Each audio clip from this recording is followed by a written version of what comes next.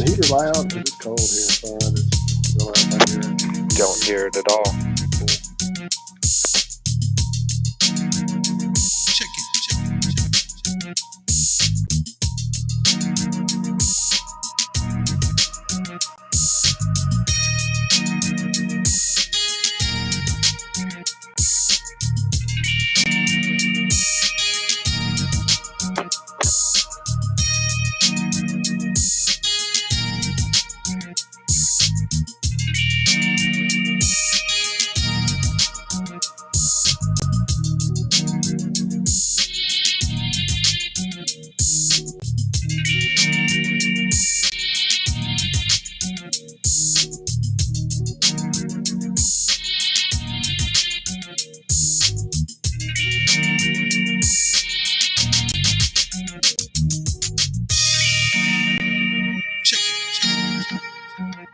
Here's a message of importance to millions of people who are continually pale and washed out, weak and run down.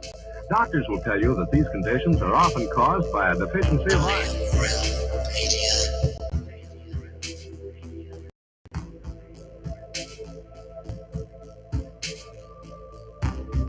The iron you need to keep you physically fit and mentally alert.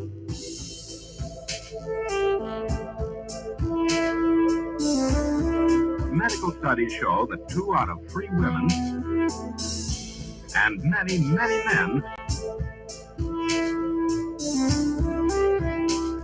lack the daily iron your body requires in a form your body can easily use and put to work.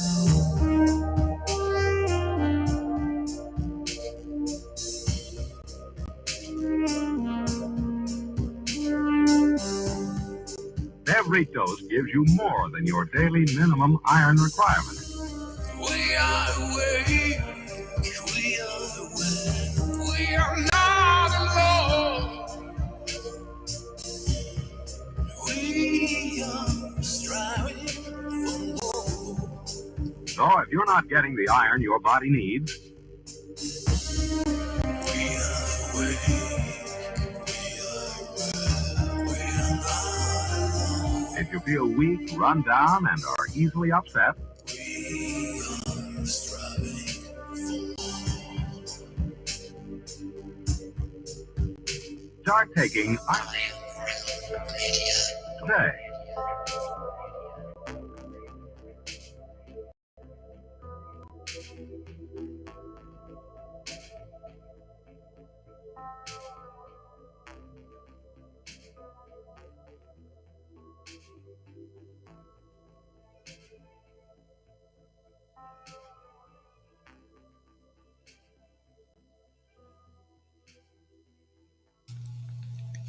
Well, TGIF, everybody. Welcome to Havenosphere, right here at the Iron Raw Media YouTube channel. Anybody want to take a guess as to my mood today? Anybody want to take a guess at all as to how I'm feeling today? If you guessed meh, you're right. That's how I'm feeling. Pretty meh. Oh, that's beautiful. So yeah, this is why I'm so excited to have Walter here. Well, guess what Walter feels like? So welcome to everyone else. Before we start rambling and Walt rants out, let's say other people hi. I'm sorry I missed y'all this morning. I really had the intention of being here, but part of what I want to discuss is what happened to me last night and see if that kind of is what's been going on with you folks. And we'll find out. So, but the other folks, hi to them as well. So shut me up and let them talk. All right, yeah, let's go ahead and shut you up, I guess. I was really kind of to the point where I just wanted to find your icon somewhere and just put it on the screen to make me feel like you're there. Just to feel all warm and cuddly, huh? Well, it really is sort of that way. And maybe we'll get into that here in just a minute, too. Absolutely. Let's say hello to Mr. Zachary Zabala. You might know him as Good Times for All here on the YouTubes. Zachary, how are you doing, sir? Hey, Josh. Hello, Walt. Hello, everybody out there. Yeah, doing all right. I'm kind of meh myself, I guess. I think it's got to be the weather. Getting this cold front come in. I just don't want to do anything when it gets cold like this. So I don't know. That's my excuse, at least. I'll take it. Sounds good. Can I borrow that? Yep, Can I all just tell yours. people it's because of the weather? Yeah. It's Why cold. not? It's cold, so I'm a dick. Yeah, they got it up there in Indiana. My mom called and told me they had a bunch drop on them overnight.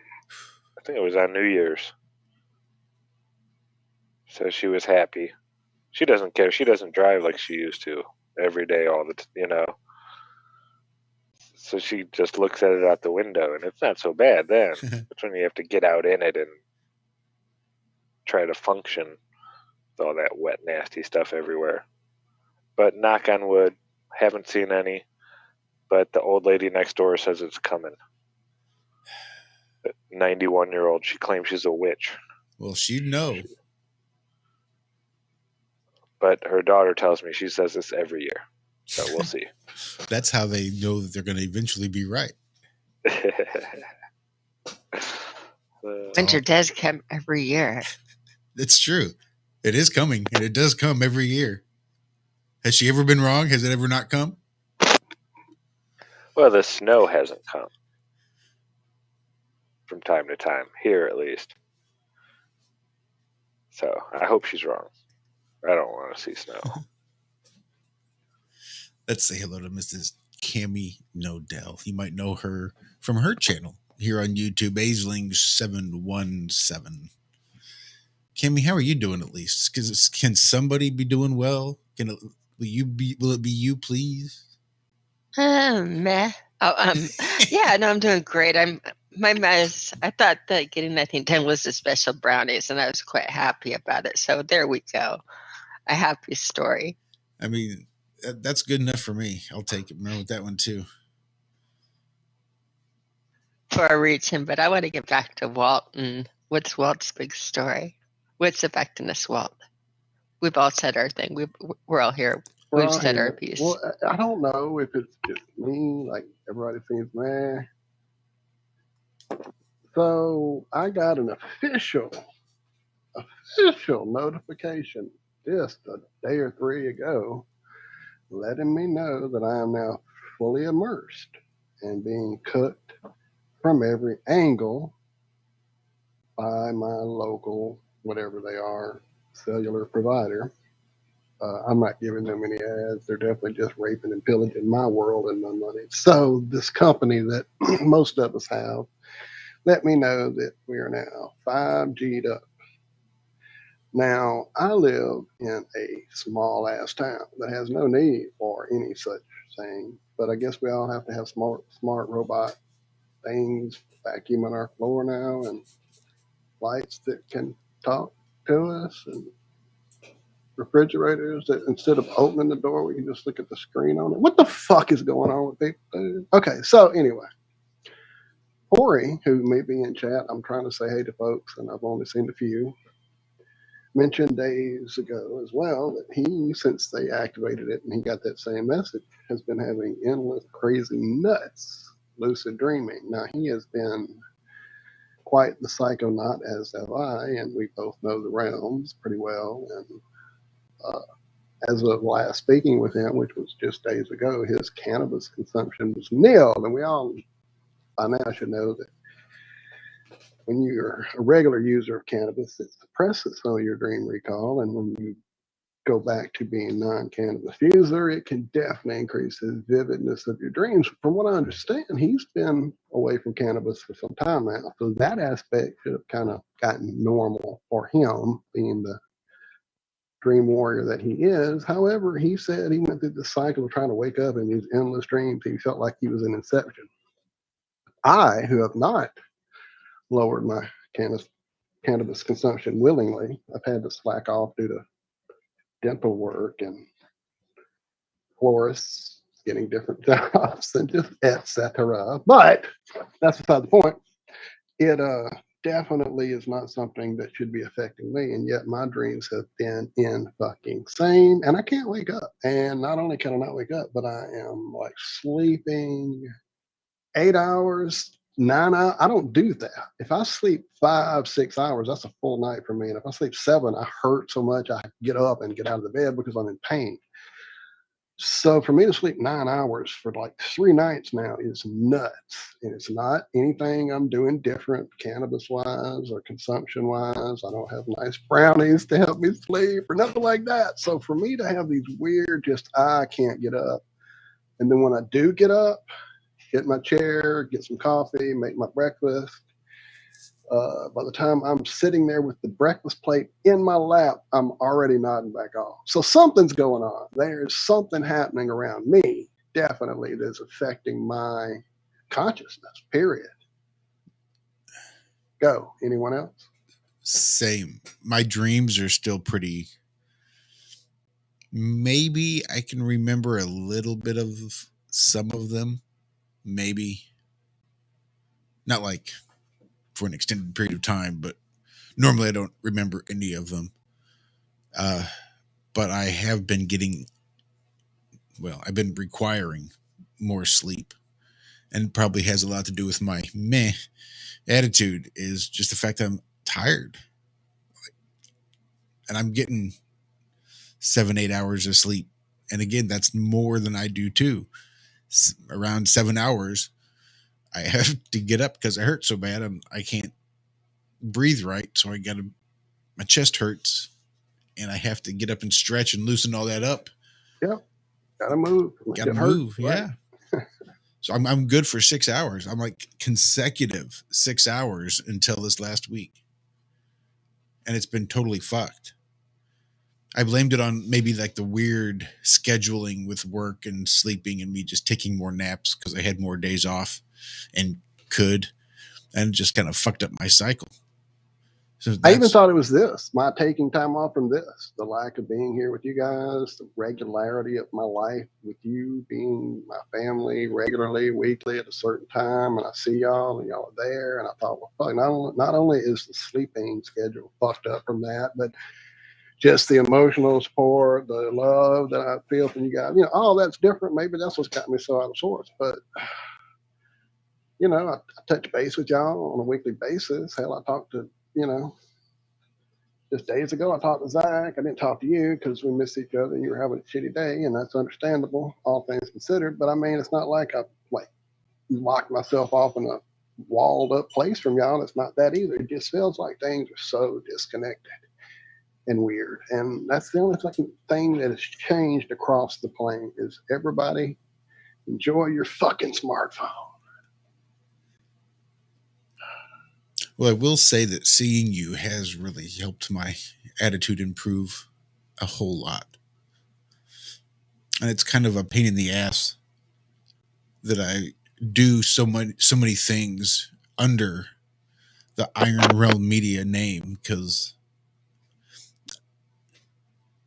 I'm not Iron Realm Media. Iron Realm Media is like this whole separate entity that would probably live on if nobody did it. I think it's something exactly. AI would swoop in and continue IRM, I think, just because it wouldn't know what else to do. It's like, well, what the fuck? Why is this offline after 6 years? I guess we'll just kick it back on. What else are we supposed to do? But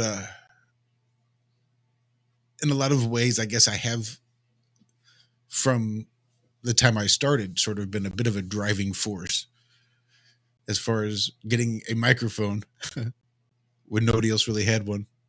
Right. Right. We're all talking to our computer screens still. And it's just sort of been that way that I've just sort of, all right, somebody's got to take the reins or we'll just sit here and talk about it all day. So I'll do it. And as soon as somebody else wants to, please do speak up. And it's just sort of been the thing where we've divvied up the work and it's gone reasonably well. All things considered. All things considered.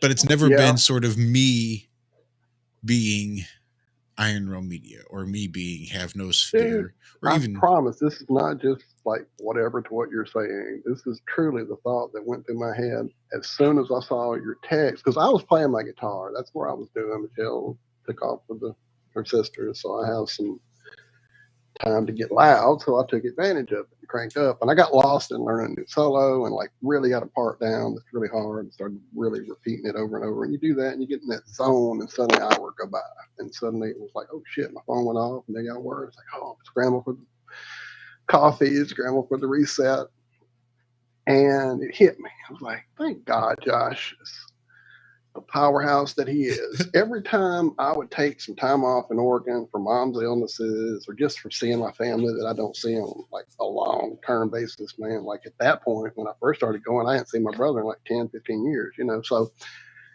it's crazy that when I'm there and miss you guys so much time away and the time I can't really be on the calls because of life being 2 and 3 hours different over there and all that thing that happened, mama's illnesses, etc.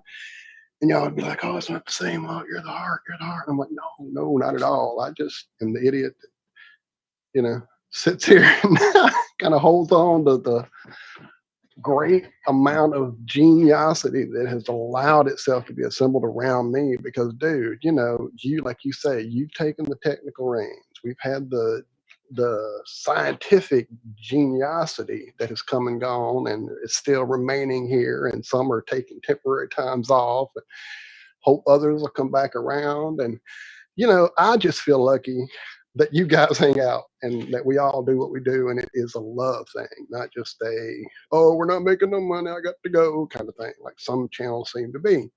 So the love is true, and the need for you guys to be in my life is real. And the heart of this thing, like you said, will go on beating no matter who comes and goes and etc. Even if my stupid ass, you know, has to take 2 fucking months off because of health reasons or whatever the case may be. I don't know. I'm just rambling at this point. I love you fuckers, and I'm trying to say how much it is, and it's probably coming out all twisted and fucked up. And the people in chat, I can't even start naming and telling them how great they are, because then I'll leave somebody out and I'll hurt a feeling. Look, you guys are truly family, and being away has definitely changed me. But that's not what's going on with my sleep cycle, nor is it making my dreams vivid. Something's going on. I'm seeing it in the chat. I'm kind of trying to play catch up now, and I see people in the chat also saying same here. Bob saying same here with them. Blaming it on Zach. You know. So, but yeah, dude, I see it in chat. Hori already dropped a note to us about it. So yeah, welcome to your new fully immersive metaverse, fuckers. Oh my God, these people in their metaverse.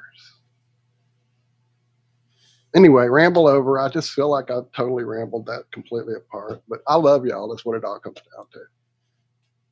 Well, I love you too, and that's what it comes down to as well. I'm just laughing because I just saw Zombie Snoop's message. There's Billy Ray Valentine in chat, which brings up a perfect time to have a conversation. Well, maybe not the perfect time, but a time that we're all here and can have one. And again, maybe there's a way everybody can be all smiles. Actually, I'm going to drop that link. See if Billy Ray wants to hop on here if he's got a couple minutes. And then I guess anybody else, because it'll be there, will be able to hop on too. But good evening, Billy Ray. How you doing? Good to hear from you. My cat won't scroll. Is anybody else having that? It's like it's locked. And when I try to scroll it just locks in place. That's weird. No, but I've got a different chat. What the hell?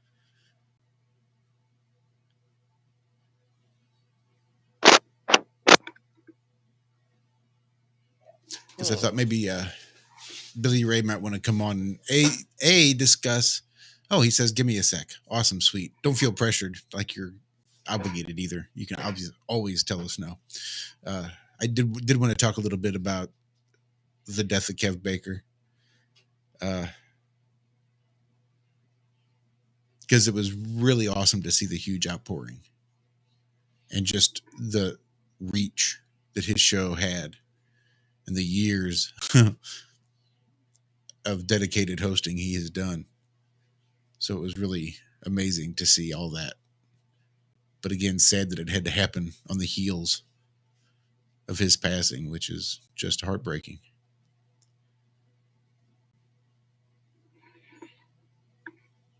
Yeah, how long had Kev been doing a show like that? years. Again, Yeah, I know he was around when I first found you guys on TFR. Yeah, he was there when we got there, and for he'd sure. been doing it and for I'd heard years. about him for a while before that. Uh-huh. Yeah, like I'm pretty sure Kev Baker was a syndicated radio host on several different AM, maybe even FM markets. And one of the reasons they didn't necessarily want us as hosts of TFR, any of us, to be dropping F-bombs, and we're, they say they don't censor us, but would appreciate us taking it easy on the language, just so that it could be more appealing to have more shows from TFR syndicated like Kev Baker's. And I think that was the idea. I'm pretty sure they gave up on us. Although Chris plays us a little bit in the replays.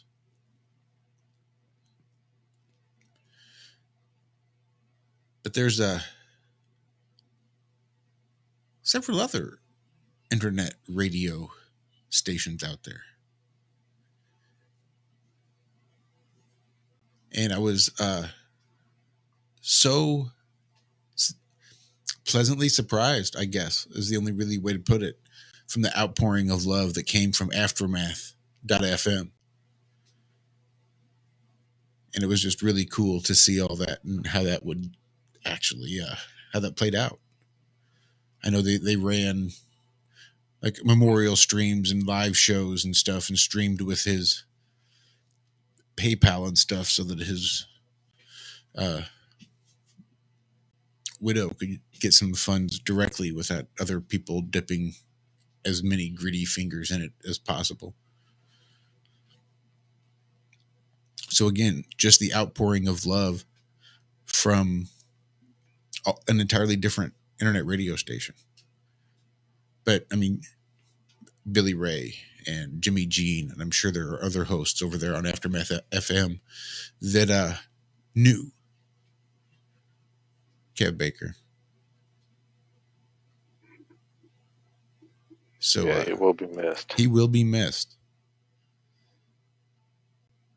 Even his bumpers and promos on TFR, I will miss.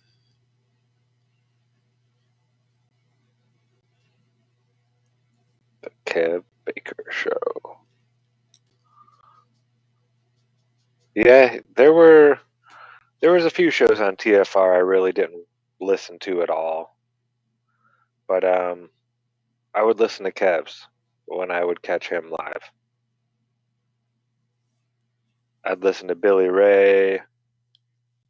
There was a few shows that I listened to whenever I would, either live or if it was a replay. Yeah, he always had good content. Always. Yeah, so I don't have the full story on what happened to Kevin. Again, there's been many, many streams out there. I know he'd been in the hospital. We have a little backstage. I'm headed now, actually, to that Twitter room and find out exactly. Chris and Cherie did a stream on him, and went over what happened. If you wanted me to update you a little bit, that'd be perfect. They said it was not COVID. What it was is that he had, I believe, like a major heart attack, major congestive heart failure, like 4 years ago, and had to have like a big bypass surgery and everything like that. And he just he didn't want sympathy or anything like that. That he was waiting for an organ transplant on a list, and his happiness was doing the Woo Crew and the show, and he just didn't like it was his escape from being sick. It's like where he put all of his joy and his happiness. So he didn't like really delve into being sick while he was on there, but he'd been really sick for a while and on an organ transplant list. Is how Shuri put it. So Our buddy Alan there in the Twitter Iron Scouts quit room told us today and how they I'll just read it. Kev Baker passed away today. He was a human being who was enthusiastic about spreading the truth, his truth. He was a friendly gateway for the masses into the world of TFR. I love him and consider him a brother. May the Lord bless and keep him. So that was very nice, Alan.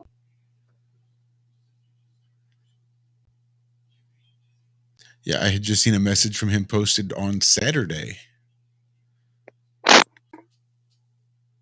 And he seemed, in decent enough spirits, considering he was still in the hospital. But yeah, it was just absolutely horrifying. Can you guys hear me? I can hear you. Do you have your YouTube on by chance? What's that, buddy? Do you have a YouTube on in the background by chance? I don't. Why am I pulled up? For some reason, I can hear myself. Something's going on, yeah. Yeah, when you talk, I don't hear an echo. When we talk, I'm hearing. I don't know. I've never used this before, so maybe I got to fix my settings on here. So if you go to the little cog, the settings, I think there's a noise cancellation button on there. Audio. Echo cancellation, noise suppression. Where's that, buddy? It should be.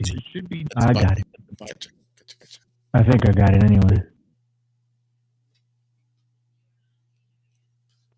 I think they were both turned on. Do I sound better?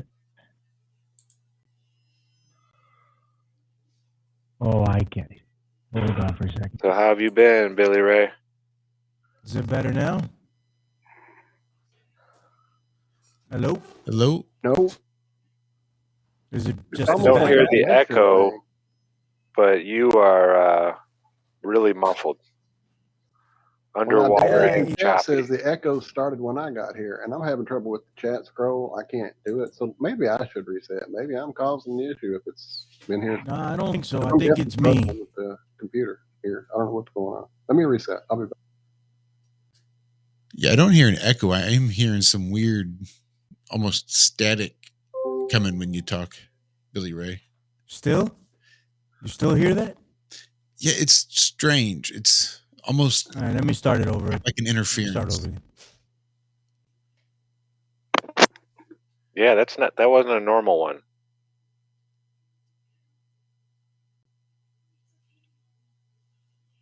That was definitely a weird audio issue. I don't think I've ever heard someone come through like that. But he's probably got one of them Apple products.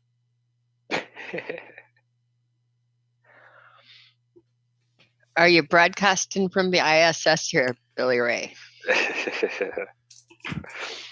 Bob says he looks like he is talking into a 9-iron. Perhaps that is the problem. Good old trusty 9-iron. Right. You should Well, we're waiting for Billy Ray. We'll talk to you, Walt, and waiting for him to get on there. I, too, have been having crazy, crazy dreams. And I've been being old, sleeping for like 9, 10, 11 hours at times. And I'm normally a visual, very lucid dreamer. So dreams are what I'm all about. But I don't know if it is the brownies or that. I've been more active in my dreams lately. It's like I'm training. And my dreams have been very, very like specific, taking me back to like childhood and training on the uneven bars and gymnastics, which I was never really that good at it. I mean, I was okay, but I was never a superstar or that. But I've been practicing hard on the bars and combining it in my dreams with like trapeze moves and able to twist and fly. And it's almost like I'm training to do matrix type of fighting or something weird. That is the weirdest thing. It's like I'm training my body in twists and weird stuff, and I have no idea. It's unlike any dreams I'm used to having. So I thought I would throw that out waiting for Billy Ray because I don't know. I was starting to blame the brownies. Wake up in the middle of the night and you and Bob are going to be dressed in all leather, jumping around the room on the furniture. Oh, that would be fun. I mean, that we're old people. That kind of like a blast from the past.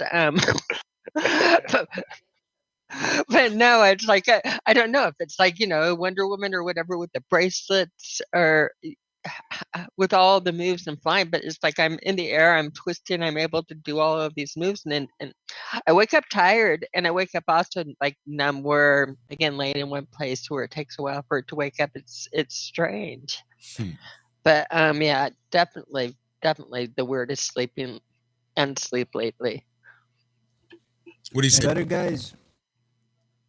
I think the echo's gone, but it's still almost like there's a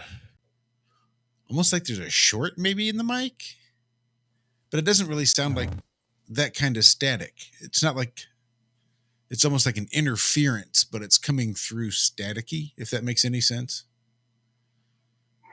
I don't know. I've reused Restream before and just had a problem with whatever you hear in the background. That's water flowing. But I just had a problem with No, you're fine. I just had a problem with StreamYard. Like I have to fix my settings each time for it to work out. Like I did a show and it completely went to hell because the audio bad. So maybe that's I'm not sure. Yeah, this It's is really doable bad. or should I Sounds get like off? you had power What happened? cord in and it's wiggling and going in out in out in out like it had a very again clicky on and off. It's not right. Something's very, very strange. Yeah, it's pretty bad. All right, let me get off. What Sorry, if you jump in a Zoom meeting? What's that? You got Zoom downloaded on there? I mean, I could do Zoom if you guys send me a Zoom link. I don't know what you guys are doing. Yeah, we are on Zoom, and then I use Zoom to go to OBS, and then I send OBS to Restream, and then I send Restream out to everywhere else because that's the sort of over engineering I like to do. Yeah, send me a Zoom link to my phone, Right on. and I'll see if that does a thing, but different. Will do. It will be incoming as soon as Telegram pops up. I've got to say the boys, Hank and Min, have been really active. It seems like we're kind of slowing down and getting methodical, just like blah, but man, Min and Hank have been like, they're ready. Like they got energy for days. They've been begging me for the brownies and acting like I'm the meanest person in the world. Brownies denied for the dogs.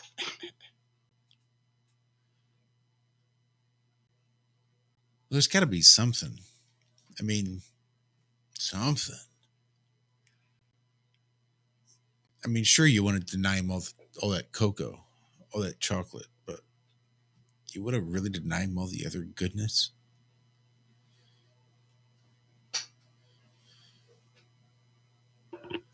Zach just took care of them with the bacon. They're quite happy with that.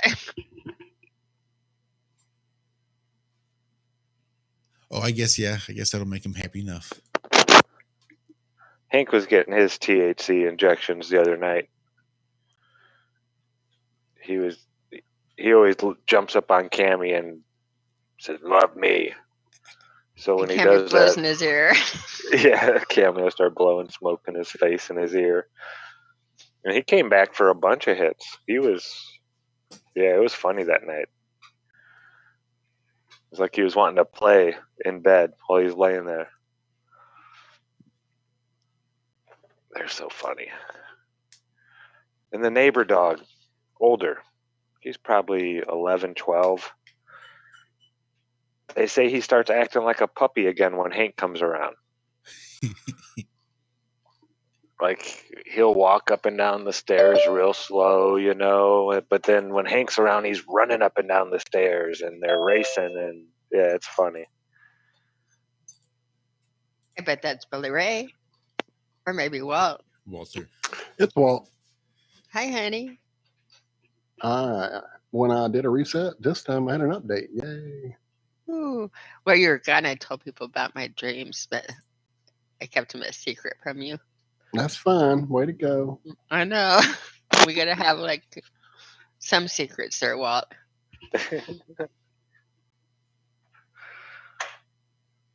So we talked about this a little bit this morning.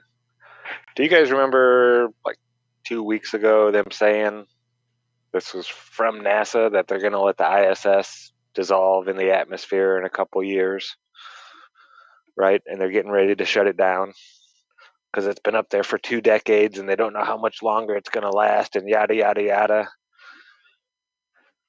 Well, that was on December 25th, right?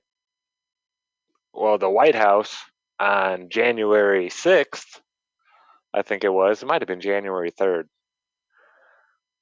came out and said they're extending the ISS life into 2030 now. So it went from, we're going to let it sizzle up in the atmosphere here in a couple years, to we're going to run it for another decade in a matter of 6 days. Who is running this stuff? How is it the White House and NASA are not even close to being on the same page here? Zach, honey, space is fake. I know, but how do people not Yeah, but see it? Hey, what's up, guys? Sorry to interrupt. Does this make it any better? much better. So much better. There you go. Something's up with me and that program. That's all. I got to fix the settings on it. What's up, guys? What's going on? Much love, Billy Ray. How we doing, man? Good to be here with you guys. I have so a much massive better. migraine. Oh, You too? Yeah, fun times. Have you ever done lemon juice with salt? No. Let's say if you can do like especially Himalayan rock salt or any other things, just don't go too heavy on the iodine. Mixed with lemon juice. Okay. And do a shot of it. It will take it away for a little while. I'll definitely try that. Thank you for the advice. How are you? Good. How are you? Good to hear you. I'm all right. I'm doing okay. I have a headache too, but I don't have any lemons. I don't have any lemons either. I'm I gonna have to don't have run any out and buy lemons. some. Those are my favorite things in the world are lemons. I like everything lemon related. You peel and eat a lemon because I love doing that, and I love watching people around me just get all wrinkly faced, and I'll wiggle my tongue in it, and look on it and that, and I mean I love lemons, and I love again watching people get all upset. It's weird. I mean, just the look on their faces when you wiggle lemon flesh in your tongue and that. You know what I'm talking about? Absolutely. Yeah, I've never done that before, but I think I'm going to try. That's my new thing tomorrow. Yeah. I'll try to piss some people off. Or make sure you maintain eye contact when you do it. When you lick your lemon back and forth, make sure you maintain eye contact with the person. Oh, bar tricks. And just do it real slow. Just real slow.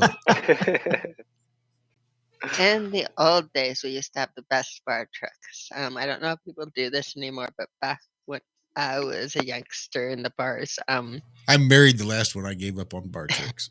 I used to take, you can ask Bob about this one. I used to take hidden little squirt guns with me to bars. And then while people were drinking and drunk, you'd like sneak it out of your pocket and like spray them in the face. And their face would be wet and they'd have no idea where it came from. And they'd be like looking and they'd look around the other way and you'd hit them again. And I mean, you can keep yourself amused for hours. When you get caught, it's sometimes a problem. So I would recommend being like a small little girl doing it as opposed to a guy. I could see people getting pissed. And one person that did get like kind of upset with me, people were like it's just water, lighten up. But it's hysterical because they're drunk and they're looking at the ceiling, they're looking all around. It's loud, it's music, and I don't know. It's warped good times. My I dad guess not used to funny do it. anymore, but it was in the old days. My dad got a kick out of doing it to us kids when we were little. And he's like 6'4", so he can like palm a full-sized squirt gun. Whereas when I tried to do it as a little kid, I needed to buy the tiniest little friggin' squirt gun I could find, and they never work very well. And they never hold very much water. What's up, Josh? How you doing, buddy? Good to see you, man. Shit, BRV, what What's up, is Uncle going Walt? on? What's up, everybody? How you doing, brother? You know, trooping. I hear you. Kind of the theme tonight. You know. How are your sleep patterns? Not good. I don't. So school's really throwing me off. So I go to sleep really late, and I wake up really late. So it's like the day's gone. Yeah. You know, Yeah. before it starts, like it's just over so quickly. Hate that. Like tonight's gonna be another late night. You know, it is what it is. We don't want to keep you from your schoolwork or keep you from nursing a migraine. I know how miserable that is. Nah, man, you asked me to hop on. I'm hopping on, brother. It's not every time I get to do it, so I'm coming on. I'm delighted to be here, bro. So what's up? What's going So on? how are the streets of Brooklyn treating you, man? The Bronx, sir. The Bronx, sorry. Don't ever I make that mistake apologize. again. Yeah, I Sir, one apologize. holy I know how it gets up there. I apologize. Nah, man, everything is real chill over here, man. It's just, you know, people are getting sick. You know, there's tons of people getting sick, but the people that are getting sick just seem to be the people that, you know, that have taken 3 of those things. Mhm. At least, right? They're the ones that are getting sick left and right. Everybody in the city, you know, is getting sick. Nobody's, well, let me not say nobody, I'm generalizing, but there's people are surviving it too. You know, it's like, it's not, I don't understand, you know, how people double and triple down on this thing, knowing that at this point, it you know, it doesn't work, in my opinion.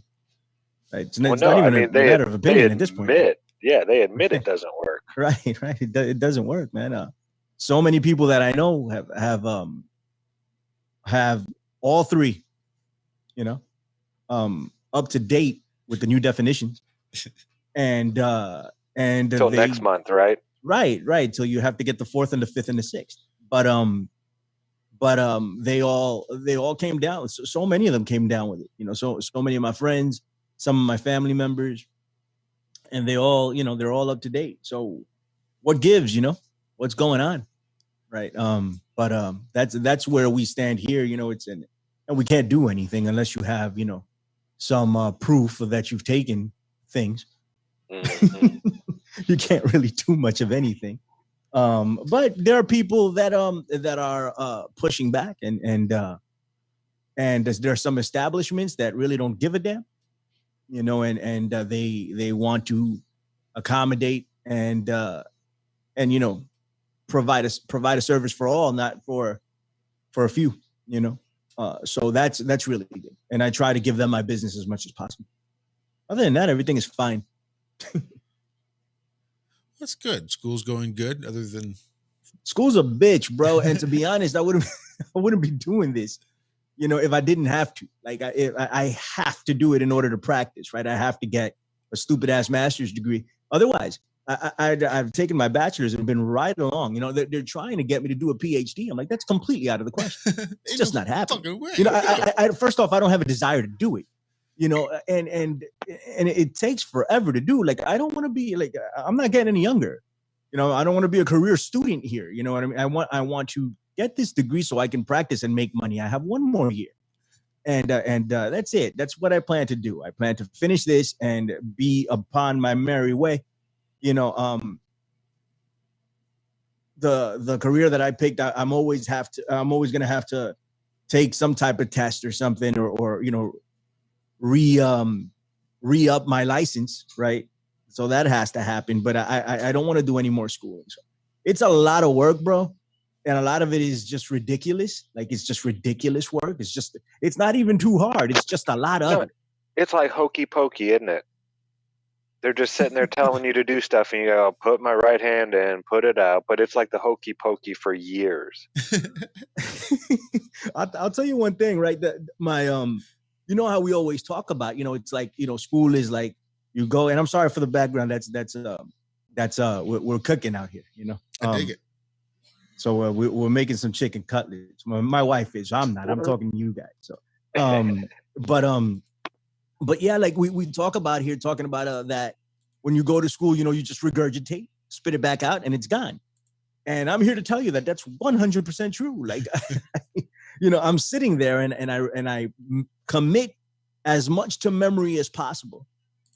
do the paper that I have to do or the exam that I have to do. I get it out of the way, and about a week later, it's gone. So I'm not really like retaining anything. Like now that I'm doing a clinical, that's different. It's hands-on. So you learn as you go, and that seems to stick a little more. But everything else is just like it said. Like, I mean, we go in there just to, and a lot of the teachers do the same thing. They just, put up slides and read them, and they call that teaching. They don't know any different. They don't know any better. So I'm just sitting there and I'm doing what I need to do to get out. But it's a mess, and it's a lot of it, like a giant mess. So can't wait till I'm finished. Well, on the bright side, I bet it's nice and cheap. What's that, bud? Said on the bright side, I bet it's nice and cheap. Well, oh, you mean you're overpaying for this shit too? Damn it. Yeah, it's not that cheap. I mean, it's cheap considering other programs around the nation, right? If I wanted to go to an Ivy League school and pay $100,000, it's cheap. It's cheap in that aspect of it, but it's not exactly cheap. But whatever, it's all right. It'll be okay. I'm gonna become a crypto millionaire and pay it off. It's all good. It's cheaper than starting your own college and giving Good to have a plan. Cheaper than starting your own college and giving yourself an honorary degree. That's dope. That's what we should do. The Iron Realm College, man. The college of the University of the Iron Realm. That's it. It'll be a lot like Fight Club. You got to live in your car for 3 months and then come knock on our door. And we'll make soap. We'll make soap. And wink, we'll wink. make soap. What's up, Josh? What's going on? Nothing. This whole Kev Baker thing just effed me up. Okay. It's like people are dropping off left and right. It's crazy. Yeah. It's not only that, but just in life in general. Like it's been a really bumpy start to 2022 for me. Right.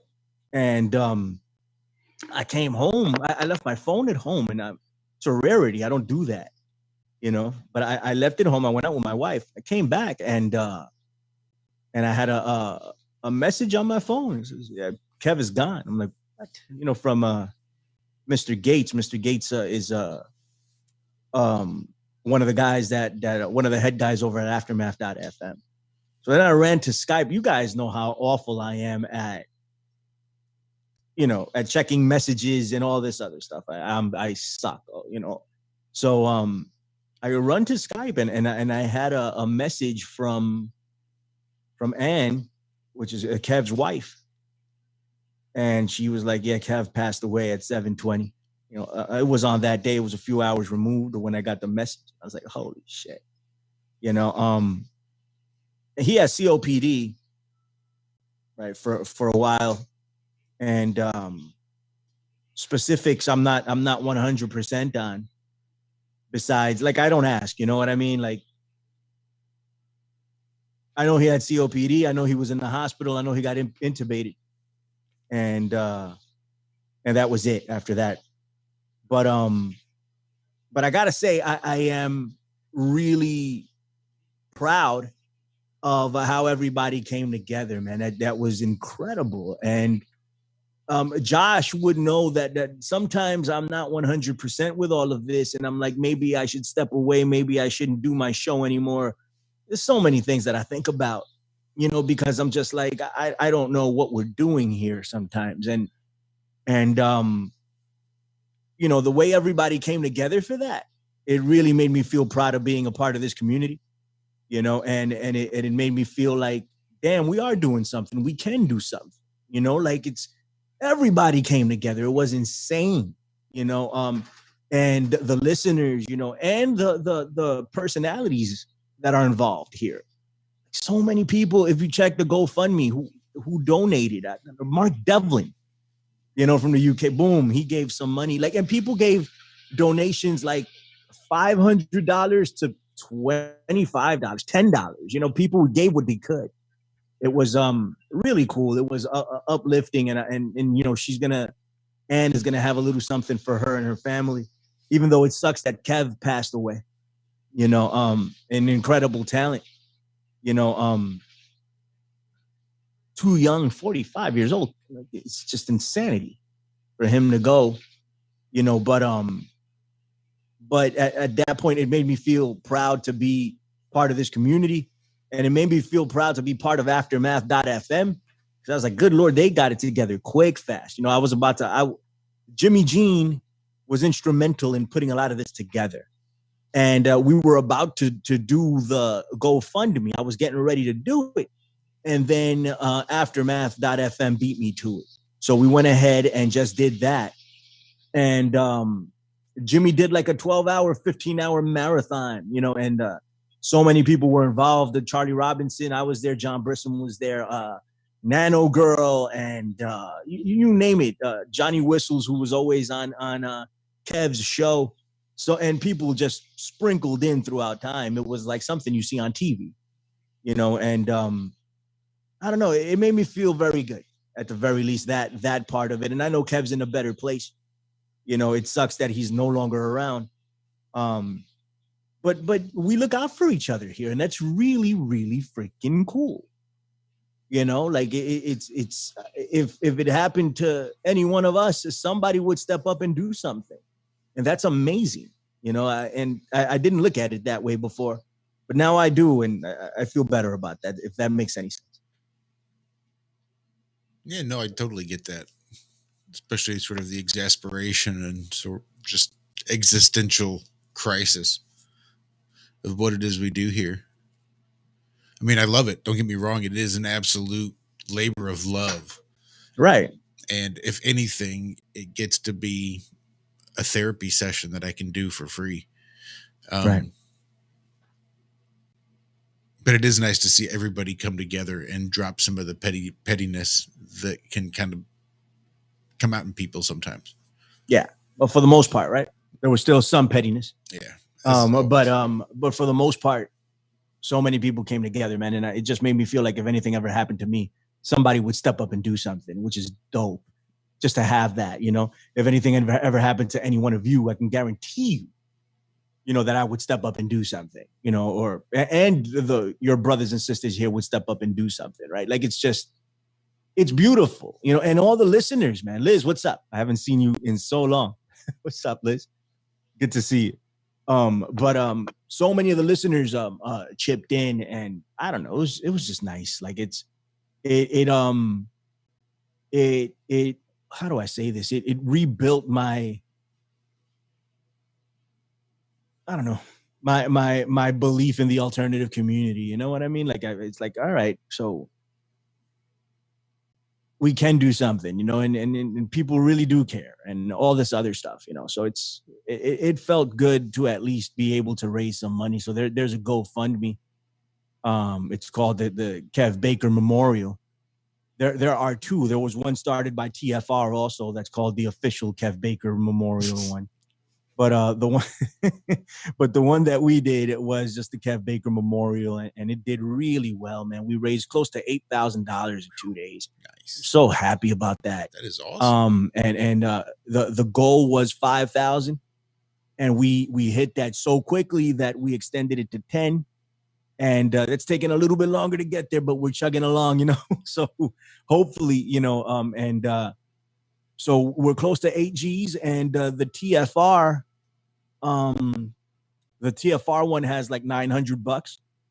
So, we combine that and get it over to them. It's, it's a nice little chunk of change. So, and they can, I don't know, they can do whatever they need to do with it, So it's, awesome, I'm just proud of that. I wasn't expecting it. I'm, ever the pessimist. I was like, they asked me, they were like, what's the limit? $3,000. And then let's see what happens, is what I said. Let's do 3,000. And then if it gets better, we'll go to 5,000, and we completely eclipse that. And so I'm very happy about that, Josh. That is really awesome.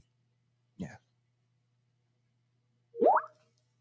Have you guys noticed all these, I'm sorry to change the topic here, but in a lot of the chats, I'll go to Glowbusters 24/7 chat every day and just, scroll through, and there's so many mods that are in there 24/7 now that I don't really even have to delete any trolls. But I'm seeing a lot of these all these you click on it and it's malware, a malware site, most likely. But it seems like this last 3 weeks, maybe a month, there's just been like a flood of these. We just got one in chat. Yeah, we as had well. one here. There are a couple shows I was in ago. I saw you kill a few of them, and I was going to ask you after, what was that even about? What did it mean? I didn't get it. So apparently it's a thing. Yeah, they are everywhere. So if you see these people, folks, instead of just hiding them, you can still hide them, but go ahead and report it as spam Yep, as well. And then that'll get that channel to where they can't go do it to a bunch of other channels as well. They'll just remove that Bob in from chat YouTube. saying it's ransomware. Do not ever click on those links. And I'm pretty sure that we do have some trolls out there. Oh yeah, there's also some trolling going on. Yeah, there was some trolls in there, Quite the humorous. regulars, but these quite have humorous. come out like the last month, like gang. I've never seen anything like this before. And I mean, I've been dealing with trolls for about 7 years now. But yeah, it seems like it's not just flat Earth; it's everywhere. Right. Like Yeah, that's what anywhere Billy you Tyler go. said. I was going to say, I think I've seen them in some of the guitar things I hang out in on their little live presentations. So yeah, there you go. But I just always assumed it was like their channel or their whatever, and I never worried about it. Have you noticed any of this? The places you hang out on, Billy Ray? Nah, I don't hang out in very many places, so I'm not the best to be able to give you an answer on that. I have, and even when I do hang out there, I'm pretty oblivious to what's going on. I'm not really paying attention. Yeah, you're usually the guy up on stage, aren't you? Yeah. So I don't, but I wouldn't be the right person to give you an opinion on this, because 9 times out of 10, I have no idea what's going on. Yeah, it's weird. I've never seen it like this before. After 7 years of, monitoring comment sections and chat sections and stuff like that, I've never seen this much spam. Ever. Like this last month. I don't know where it's coming from or who's doing it. It's probably just some new code. They probably have the same kind of shit come through on a 24-hour basis for the last 20 years. They just got to continually modify the algorithms. This is why these YouTube algorithms get so weird and wonky and show people flat Earth videos, because they have to be constantly modified and changed to try to keep up with all the shit that's always coming at them. And there's all that control they want to try to maintain. So I'm sure it's just some new code that they haven't figured out a way to block automatically yet, but will soon, would be my guess. Yeah, a lot of them have rushing letters. They're mostly, it seems like it's coming out of Russia, but that could just be, Now, why we lost 11 videos off our channel yesterday alone, I don't know. But it seems like somebody just went on a reporting spree, would be my guess. Did we get any guideline strikes or anything like that, or copyrights?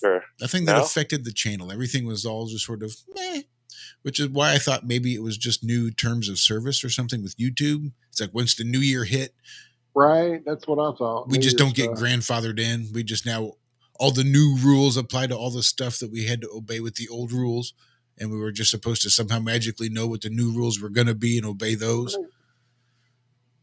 We should have just obeyed these rules 6 years ago. Duh. But since they didn't tell us what the exact infraction was or give us a chance to take it out, like if we put a copyrighted song in here, they'll say, hey, do you want to remove the song and replace it with something else? Or cut it out completely? We have this cool, nifty YouTube editor.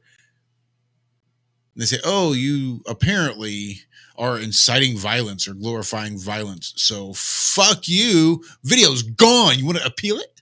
Want to appeal it? Go ahead. Go ahead, try to appeal it. Which part was it? You'll never know. Want to look? Guess what? It's not here. We didn't tell you. Didn't tell you. Can't look. Good luck. Appeal away, bitch. You don't do it again, asses. Right. Fucking YouTube. 11 videos in one day. That's bullshit. And it wasn't like they were all recent videos either. No. Some of them were old, weren't they? Like old? I've not even gone through to see how old they were, which is, again, one of the reasons it made me think that it was one of those algorithmic things that maybe just an appeal needed to be done. Because again, how in the fuck was I supposed to know 5 years ago what your new rules are supposed to be? How, if I don't get grandfathered in, can I get a chance to correct whatever issues you now have? Give me a fucking chance. But what do I know? Nope. Oh, we need backup plans.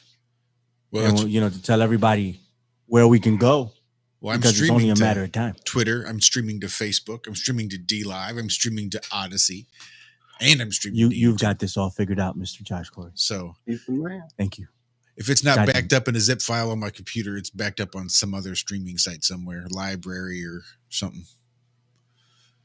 So luckily, we transferred all that stuff quite some time ago. The older things, then the newer things, we're keeping up with better. So. Yeah, I have actually. We're trying here, people. We're trying to stay ahead of these assholes. It may not look like it. Was I inciting? Could be something. I don't know. If somebody does something and blames us, I guess then we're inciting. Yeah, we were talking about that earlier. Is it really inciting if nobody's cited? If nobody does anything, if everybody just sits around and says, "Oh, that could make me really want to do something." I'm not gonna, but it could make me want to, maybe. Oh, shouldn't Madonna have been arrested for yelling "revolution"? Like, did she think people were going to start storming after she yelled it or something? But I mean, she came out and screamed "revolution." And again, there is some speech that is not protected by the United States Constitution, so they say. And things like incitement would be among those things. You can't yell fire in a crowded theater. You can't incite that sort of atmosphere needlessly. Hell, even if there is, you don't just go in there and scream it like that. But you can't just needlessly incite. That is speech that is not protected. So if that's what we've done, charge us. If we're inciting people to do things like this, if my words have caused somebody to go do something unlawful, and they're blaming it on me, telling me it's my words that made them do it, I incited them to do it, bring the charges. Show me the signed affidavit. Let me see the guy making the claim. I'd be real curious to see that claim of the person saying that my words made them do something, and that this person isn't just some fucking lunatic nut job that probably heard it from his toaster.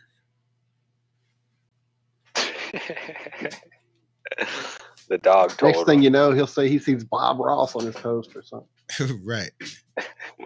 The dog made me do it. Here, hold my copy of Catcher in the Rye.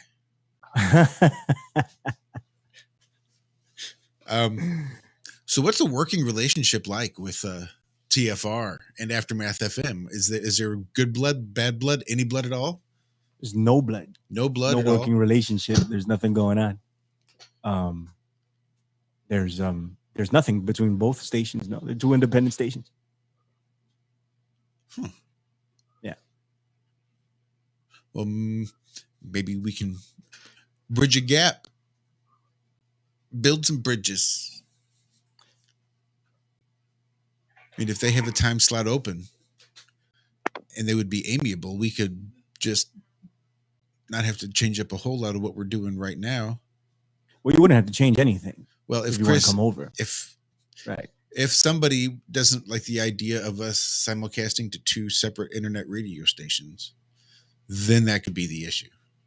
Well, that's probably it.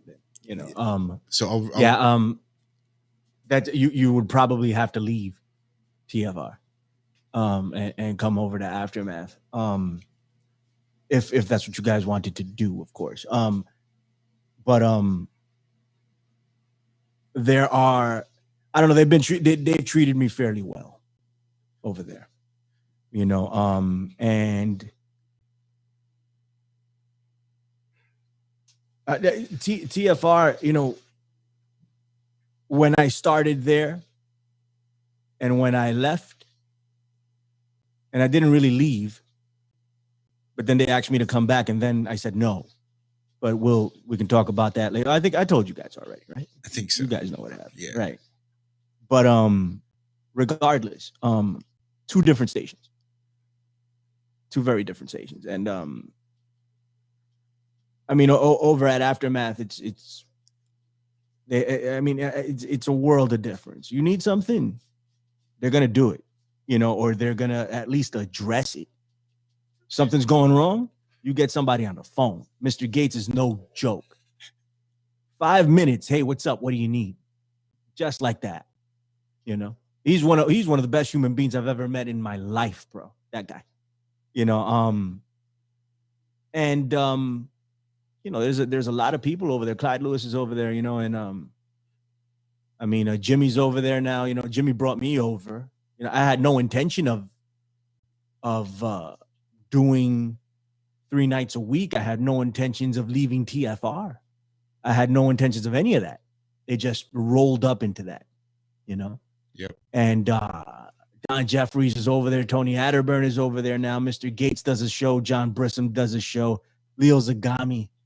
Man, you name it. We need a flat Earth show, man. Just saying. My guy. I know some guys in the Iron Realm that can fit that, very nicely. But yeah, there's tons of people over there, and there's a bit of a buzz. There's I don't know.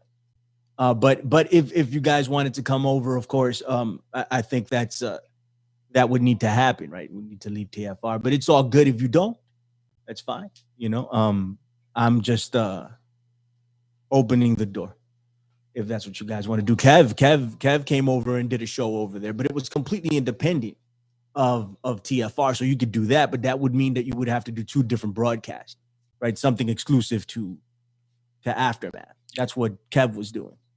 And they loved Kev, they wanted Kev really badly, and he came over and they took care of him, as best as he could be taken care of at the time. So that's it. You guys don't got to make a decision, but I'm just saying, you want to come over and we can really talk about it in private. But no, that's good. Yeah, I just really wanted to get sort of that real foundational stuff. Again, like I said, probably wasn't the best time to do it, but I did want to sort of just get some stuff out there, some things that yeah, just to see how that. I knew Jimmy Jean was over there, so I got the impression that there was sort of some crossover in some way, if not like immediate, but at least there's a connection there. I mean, the only connection that exists is that former TFR hosts are now there. Right. Yeah. That's the only connection that exists. Otherwise, there is no connection, Gotcha. And there probably won't be. There's not going to be a bridge, or a tunnel or anything. I don't think that's going to happen, right? like Coke and Pepsi. Just not going to happen. Yeah, like Coke and ginger ale, or I actually really like ginger ale. So like Coke and I don't know, no frills CNC 50-cent soda that you get in here. Coke and White Claw. No, but I mean, and everything changes, right? Like I've been with TFR, I've been with Iconic, and you get to see how things operate. And bottom line is, a lot of people in the alternative media aren't very good business people, So, these are like Josh mentioned earlier. It's a labor of love, It's really a labor of love. And once people realize that, like, we're not here getting rich, it's Alex Jones is getting rich. Other than that, there's a couple people, I guess, there's a couple of podcasts out there that can make a living just doing podcasts. But that's about it. You know what I mean? It's not, and that's really good. But yeah, those are fewer and much further between. Very yeah. You got to write a killer intro. Right. So it's a labor of love, but I've had a really good experience over there. Otherwise, I wouldn't have said, hey, break on through to the other side. And really, and that's all the conversation was. It was, I don't think I'd even mentioned to Walt or Zach or anybody else that you'd offered the invitation up. Right. But it seemed like even the conversation of the invitation, how's that for a mouthful, was something that could have been had on air. It's not like there was anything super secret. It's all good. I got it there. Yeah. And we can get into the super secret stuff off the air, but we'll talk all the shit then. Well, I guess I do have some things I want to hide. Well, not that I want to hide. I want to be polite. Right. And I want to be respectful, Mhm. even though that respect wasn't offered to me. Right. Okay. So I want to go ahead and do that and not, have the conversation in public. But this is like if you guys wanted to come over, it's there. Gotcha. And that's it. Aftermath.fm. That's where I live right now, guys. I also have the Infinite Fringe podcast. I'm still doing that on Apple Podcasts. Go over there and check me. I recorded an episode with Matt Landman yesterday. I edited it today. It sounded like complete shit, so I can't put it out. Damn it.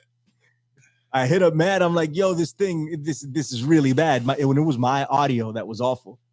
And he's like, oh man, damn, let's redo it next month because it'll be genuine that way. Because that's what Matty does, So I'm like, all right, bet you're good. But I can't put that out. So I'll put something out very soon. But go check that. And I'm also, like I said, I'm on Aftermath.fm every Tuesday, Wednesday, and Thursday, 9 p.m. Eastern. I'm live there. Just freaking losing my mind and spazzing. Sometimes I have guests, sometimes I don't. It's called Prime Time with Billy Ray Valentine. Go check it out. You can also find a podcast called Prime Time with Billy Ray Valentine.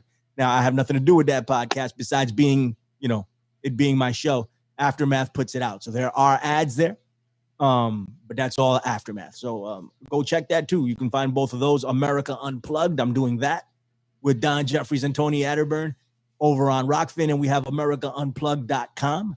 And if you go there, you'll find the podcast. So that's what I'm doing right now, man. I mean, and I'm very I am scared. I am worried about what's going to happen moving forward on this platform that we're currently on. Well, we're on several, but you know the one I'm talking about. And of course, over on Apple, I just don't know how long I'm going to live there. And that's where I make my bread and butter. Not necessarily that I'm making money, but that's the majority of my listeners. I've built that up for 5 years over on iTunes. And it's thousands, 10 to 15,000 people. I worked really hard to freaking do that.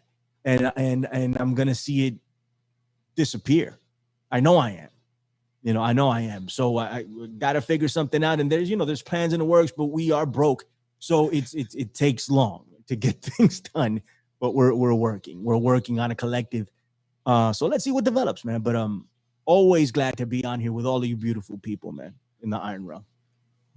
Well, it was great to have you on and have a conversation. We haven't caught up and talked in a we need to do that off air period, man. We need to get up and talk and see what's up.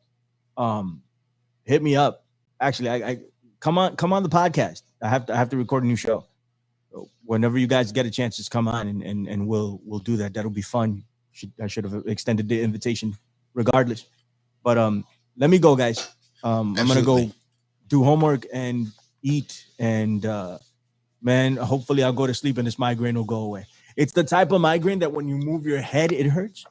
Like I'm doing this and I feel it right here. It sucks. Those are the worst. Yeah, it sucks, man. But all of you, thank you guys and gals. Thank you so much. All right. Appreciate it. Much love, Billy. One more thing, Billy. When you go to sleep, put an ice pack on your head. It really will kind of help you fall asleep with it. Like on top or on the where the pain is, like where the pain is the most, and just drop it over and fall asleep with the ice pack on. It'll help you fall asleep, and then hopefully when you wake up, it won't be so bad. Fantastic. Okay, thank you. I'll try that. Appreciate Take care of you. All right. Bye-bye. All right. Bye-bye. I'll hit you up in a little bit. Yeah. So that's a conversation we can have here one of these days soon. Although this morning was episode 421 of the Ironworks. Damn, that's a lot of shows. That's a lot of shows. Once upon a time, we were going to try a show called The Triptych, which consisted of 3 different people. And that I spoke with that third person not long ago, actually. Yeah? Yeah. 842 hours. A rare call from the Northern Realm. Yeah, it was good to hear from James. You say those that. are rare calls from up north, buddy. I think I do remember seeing that call come through, now that you say that. Globebusters is also crossed a big milestone. Ooh, Ooh. what was theirs? They now have 6,000 or 66,666 subscribers. Nice. Nice. That's right. Can hell on it all week in the comments because it is like listening to 66K subscribers and it's been sitting there. So we're gonna have to bump up to 67 to get rid of that 66.6 subscribers.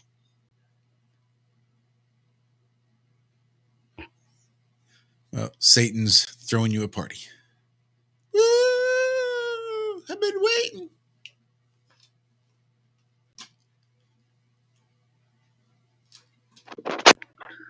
Yeah, that's a lot of shows. 842 hours worth. How many days is that? Somebody divide that by 24.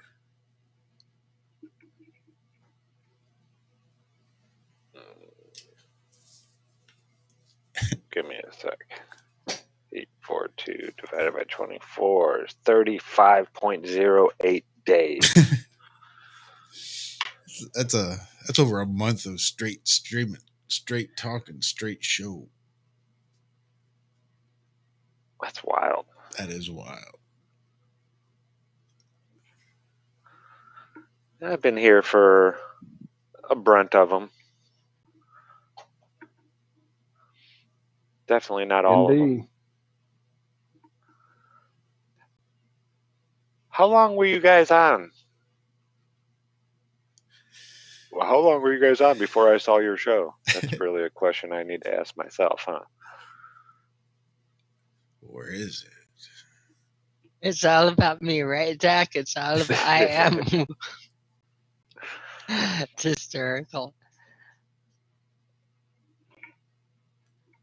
Yeah, I know you. It was Thank you, I Call think for pretty Zero. early into your broadcasting. I found you guys. It was relatively early, I think. It probably would have been, I want to say, within the first 6 months.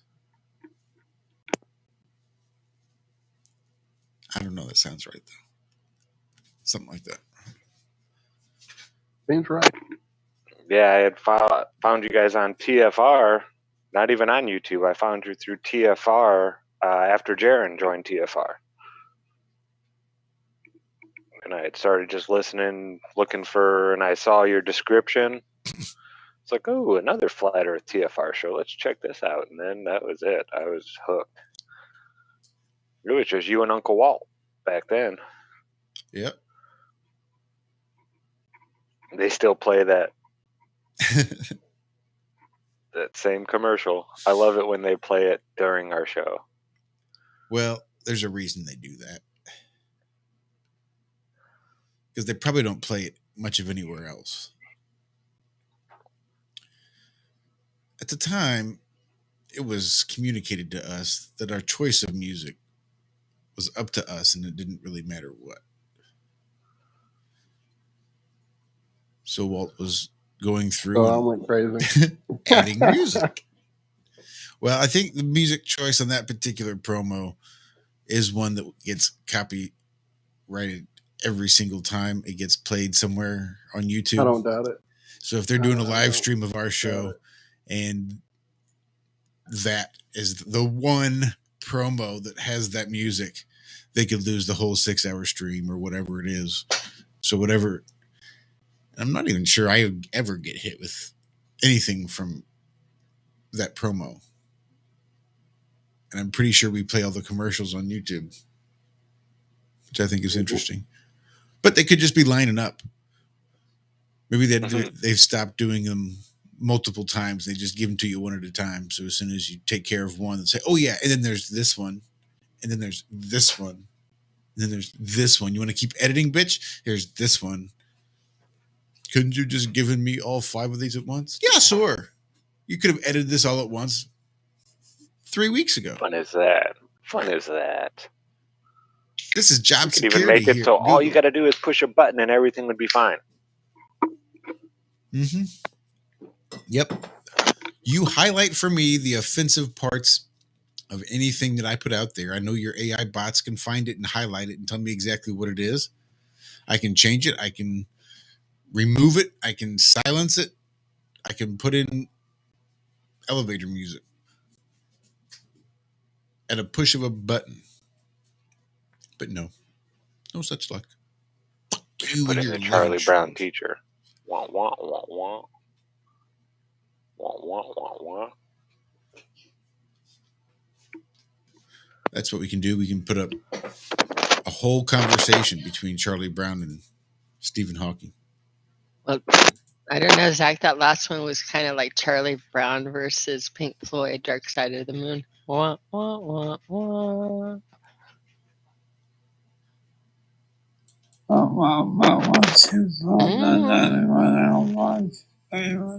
making fun of you, Stephen. He just does not like being spoken over. You're not going to Sensitive talk over fucker. Stephen. He just gets loud.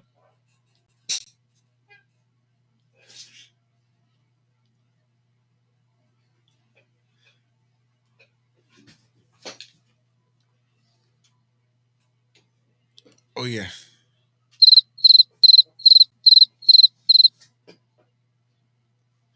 I got buttons for days, folks. Indeed. Indeed. Indeed.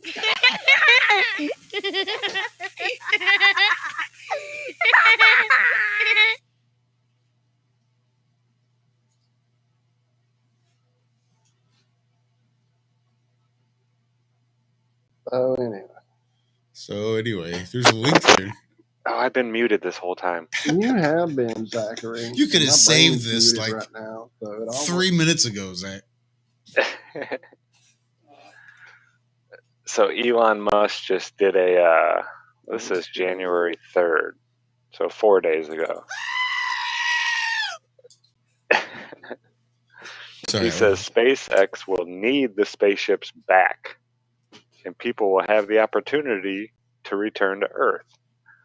Oh, So he's saying, that's nice. well, when we send people to Mars, they don't get to just keep the spaceship there. They got to send it. We need that spaceship again for the next, travelers.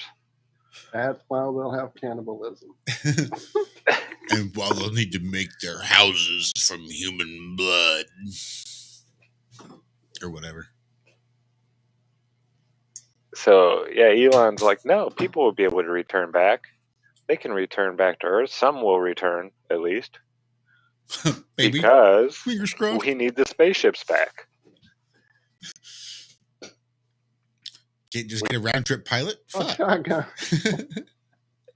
We can't just not have the spaceships back. Those things are expensive, Elon says.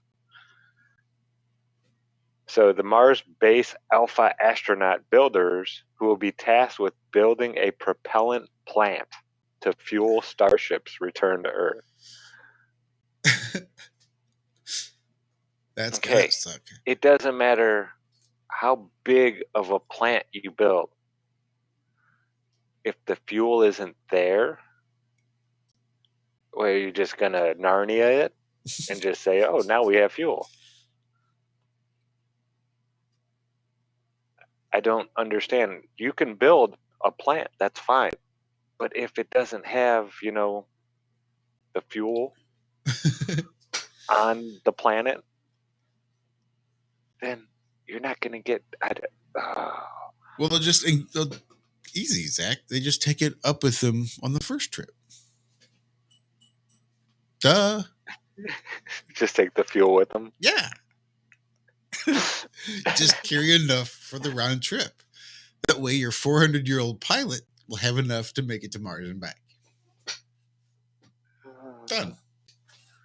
Or give them the raw materials to take, so when they build a reactor, these energy plants, they can make enough fuel on Mars with the raw materials to fill up the ship to send their life preserver back to Earth and leave them stranded there like a bunch of fucking schmucks. But whatever. Well, Don't fret, because his engineers are working to develop a stainless steel Starship capable of lifting its own weight. Well, that's a given. Plus at least 100 tons of cargo into orbit. So wait. You mean it's not gonna rust? No, Damn. it's gonna be stainless, shiny even. Science. He says right now shipping a ton to Mars is about $1 billion a ton. So And they need to get it down to $1 million a ton. for what? So they're only about 1,000 times off. Don't they realize because these dumb fuckers have hoarded all the dollars don't really mean anything anymore? So what? It's a fucking $1 trillion. So fucking print more. Fuck. They just need to get out of the Earth's. Oh, that's right. They can't get out of the Earth's atmosphere. I forgot. Never mind. Well, Because just once because they get never into have. like space, they'll just coast there, right? They don't really need the fuel to get there. It's the taking off and the stopping when they get there, right? Or am I misunderstanding? Nope, I think you're right. Star Trek, apparently. But Okay. we got to hit escape velocity, and then as That's long what as I'm we saying, can a big either rubber keep band, that, a big couple of trees, Yeah. and we can do the Wile E. Coyote four-wheel slingshot drive. around the moon. Right. I call Acme. They've got to have something. I think they do. I think it's on Mars right now. They got a couple of things up there. The Acme rover and the Acme drone, the Acme copter. Looking for little road runners all over the place. I just want a hole. I want it permanent. Never mind.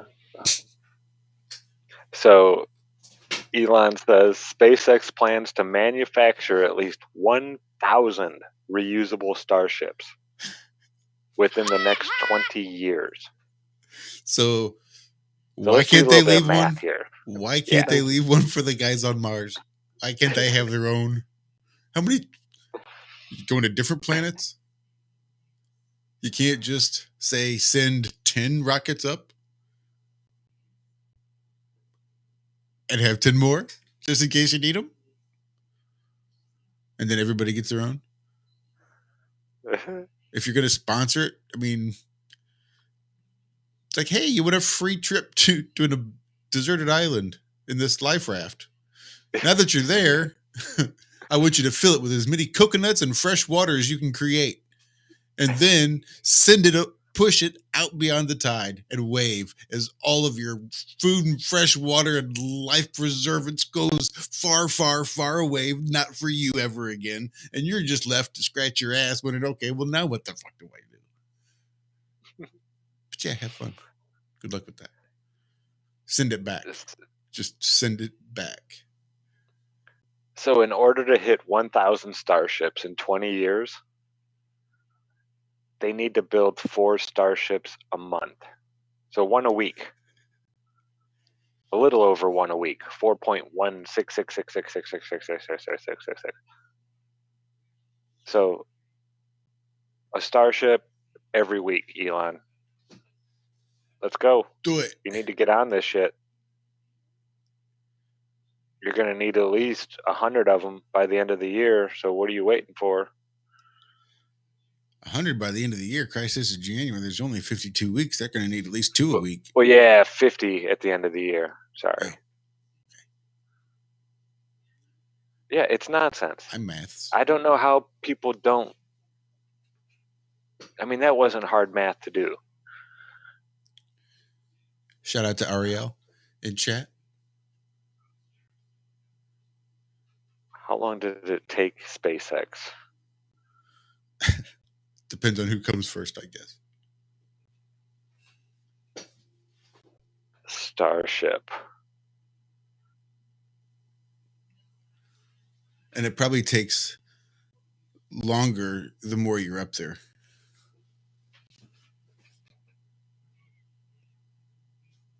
SpaceX, I mean.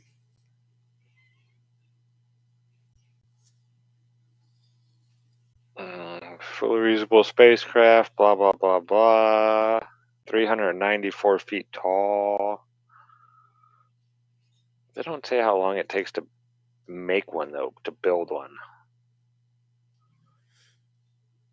Liz in chat says Elon sports a shit haircut, and he does. I think he does it on purpose. That's the cool thing to do. If you can have enough hair to sport a shit haircut, and you're a billionaire, you sport a shit haircut.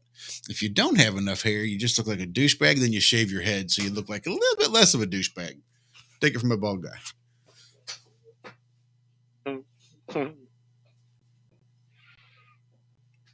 But even if you got $1 billion, it doesn't help. You just shave that shit off.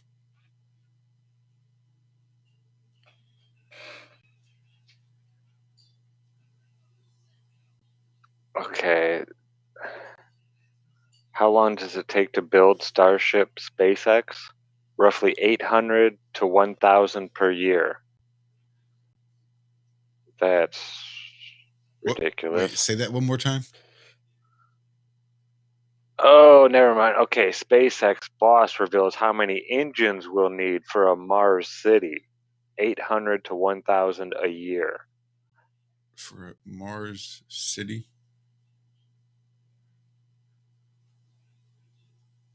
Yeah, he's saying this is from March 5th, 2020. Why does the city need engines? I don't know. I mean, some, sure. Are you building a floating city? Is this the backup engines for when the unicorns get tired from flying and supporting the city? Is that what this is? Mars is up. Ain't you ever looked up? Oh, that's why they need all the fucking helium. Gotcha. Okay, I found it. It took them 8 months to build the first one. And they plan to build one a week. I understand it's a prototype, first one. But going from 8 months to a week? I'm not going to believe that till I see it. Touche, Bad Fish Bear. Mars is in Greenland, but hey, North is up, right? Mm-hmm. North is up. That's right. So far enough north is just going up.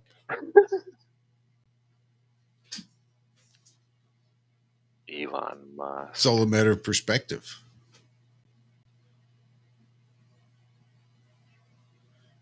Don't tell me I can't say I'm going up.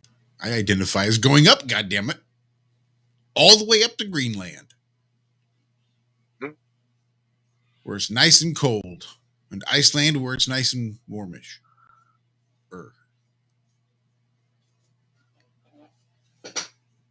So did you see Cameo like this one?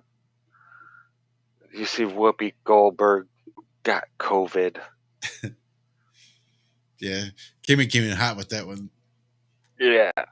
Yeah, that was like brilliant. Poor Whoopi. She's claiming Explain it's not fair. Explain the logic, Cammy. Go through it and explain the logic. The logic behind it is that she had all of her vaccines, she had all of her boosters, she wore her mask everywhere. She only went to events where everybody was vaccinated and in small groups. She followed every rule and regulation, and she got it anyway. And she is so pissed off at those people that do not get their vaccines.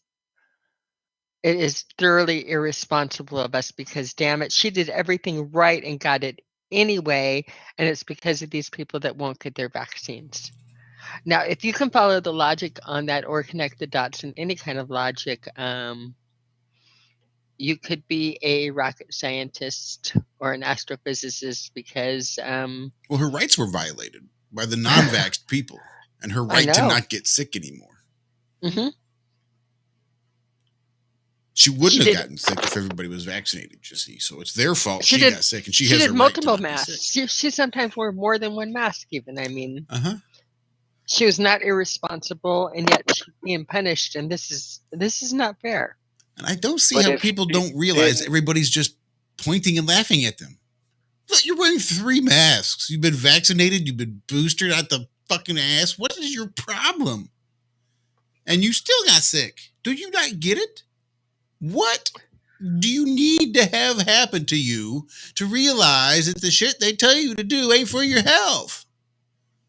Seriously, step out in front of a train, says Dr. Fauci. Okay. Some dudes. Oh, just shit. look Well, maybe better with their that's mask not a on. good idea. Maybe we ought not listen to everything he says. What was that, Walt? I heard you mumbling in the I background. was Yes. being ugly. I said some dudes just look better with a mask on. Oh look, Brian knows.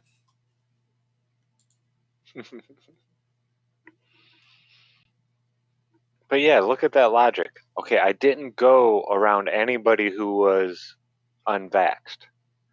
So how did a non-vax person get you sick? Was it over the phone?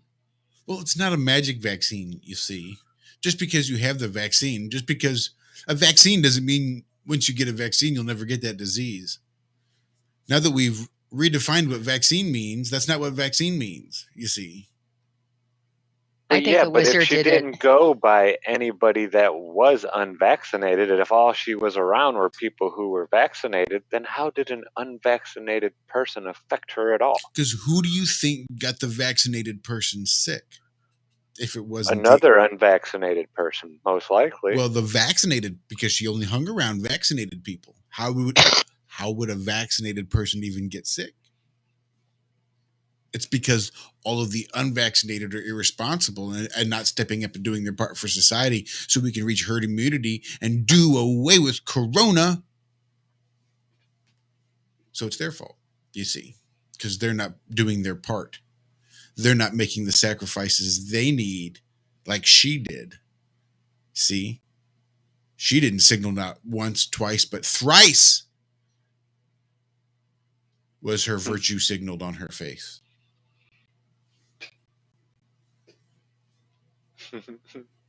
And there you all out there. No signals of virtue. No sickness. And she has to get sick. Must be your fault. Because I didn't How count we a do it. single signal of virtue. No How we do it. virtuousness on the unvaccinated. Must be their fault.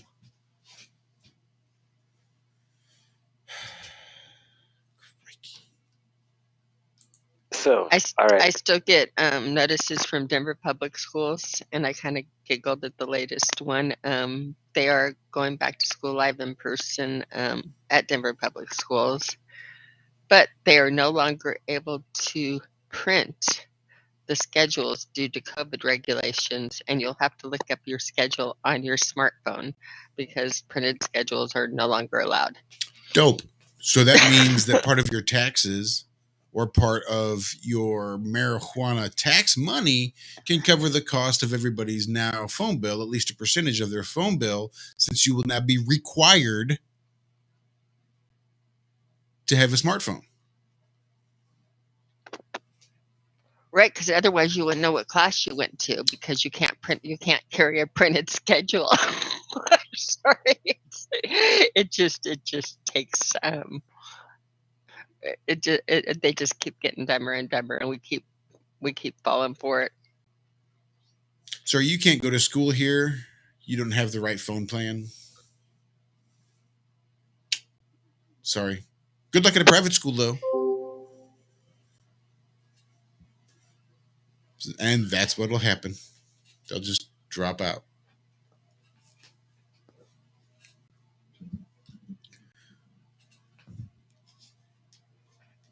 It was I'm trying to think of what university I was looking at that too. On here was requiring now boosters for all of their students, but they included it to be their outreach at home students. And it was, and again, I'm trying to get, okay, so this is a college that lets you have like at home learning, but if you're at home now, you also have to have all vaccines and a booster to be enrolled into school, even if you're not attending in person. Again, when people start seeing, again, how can people not see the nonsensical of all of it? We say that every day. How can you just not see? And another show bites the dust, right, Josh? Pretty well. Pretty well. Meh. Meh. Meh.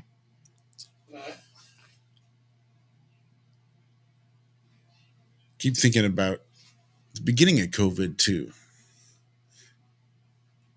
and how there was all that strong indication, the spontaneous outbreaks of COVID-19 on ocean liner ships, cruise ships. I mean, new cruise ships, the newest ones that recently got their 5G stuff going on there.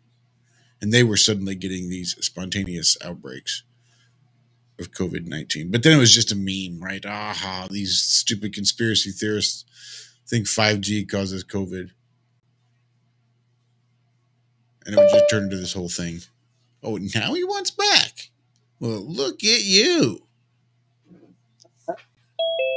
I was going to let him stew. Well, that was weird. You're like Layla.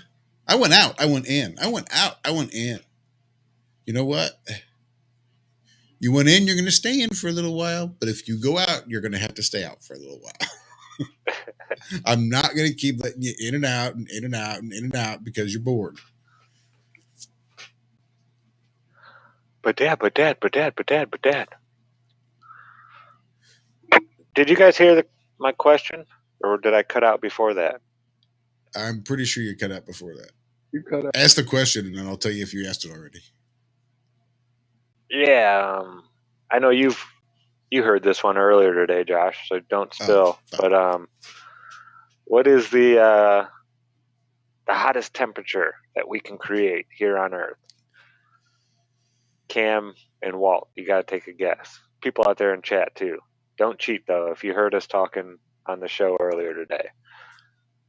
But yeah, what's the hottest that a human being has made something?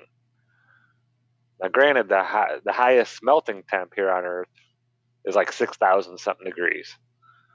But that's not a very good hint. I'll just say that. I have no point of reference. Oh, that's why it's just a guess. Just take a guess. Is it 1 trillion degrees, 1 billion, It's somewhere between 1 trillion and 6,000. The highest smelting point on the planet is around 6,000. So take it from there, and it's somewhere between there and 1 trillion. Yeah, it doesn't go over 1 trillion. We'll give you that much. You're welcome. 100 million degrees. Oh, I was on mute. 8,200. 8,200 degrees. And what was yours, Walter? 100 million? Right? And is this without the closest guess without going over? You have the exact temperature. Walter is closer. But Believe Did it he or go not. over though? Did he No. go over? He shorted it.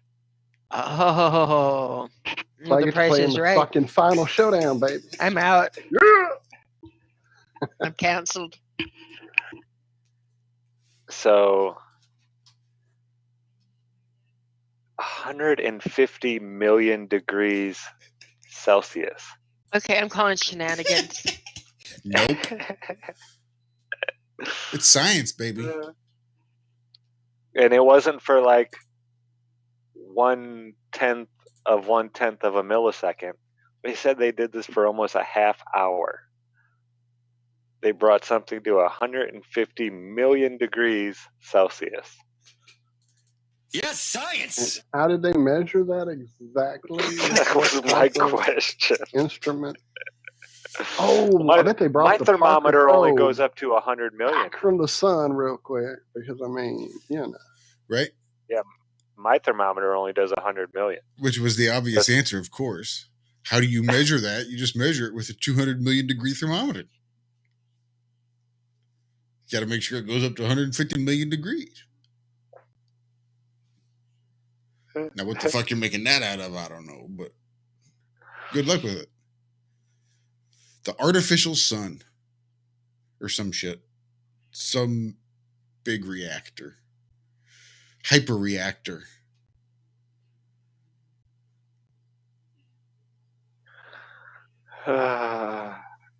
Hyperactive reactor.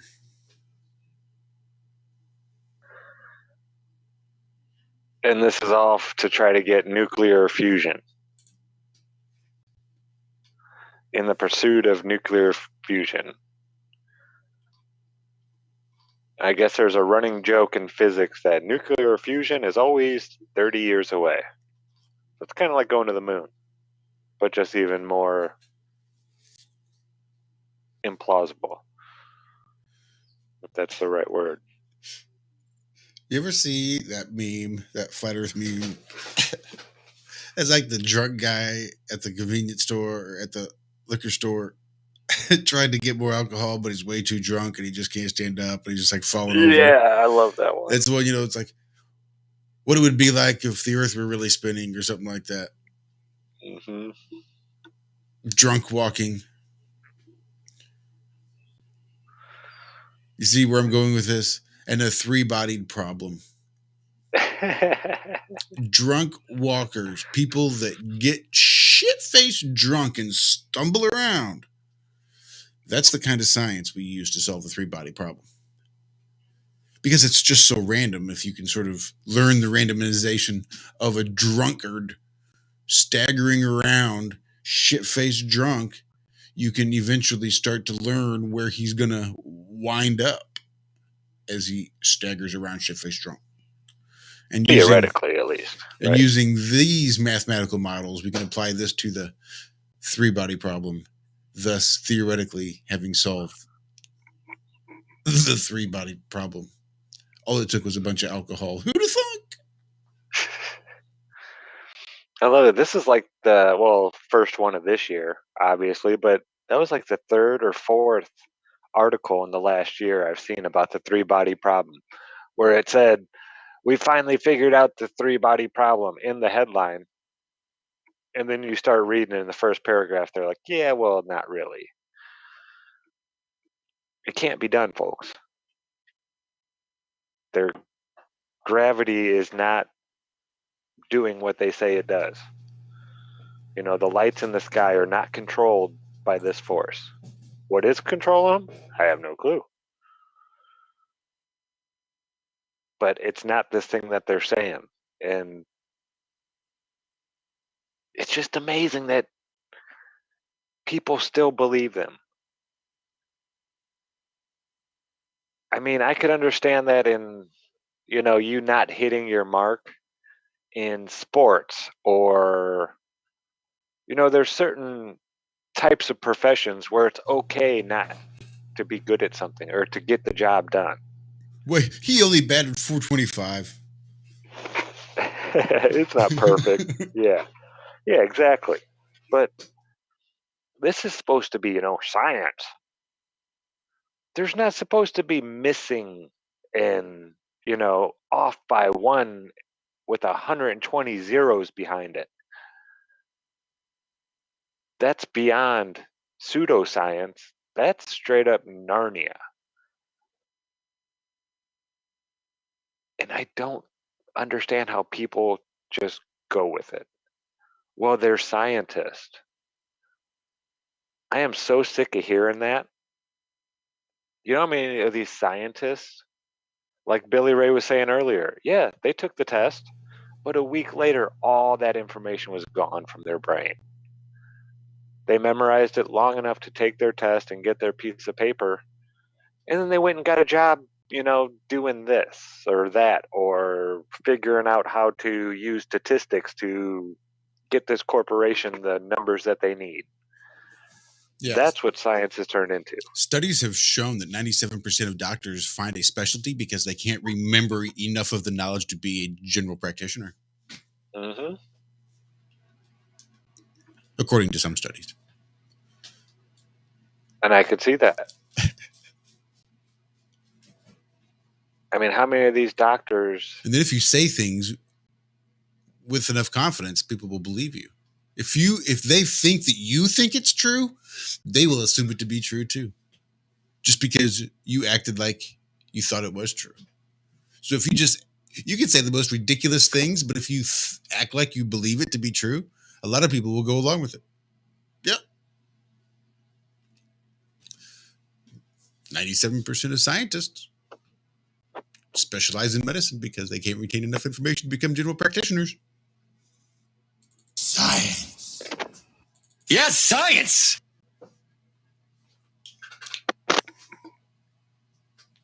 And it's beyond obvious. You can, excuse me. Whew. That one snuck up on me. But these physicists that are teaching, these professors of physics, most of them don't even comprehend what these equations that they're teaching other students are actually saying.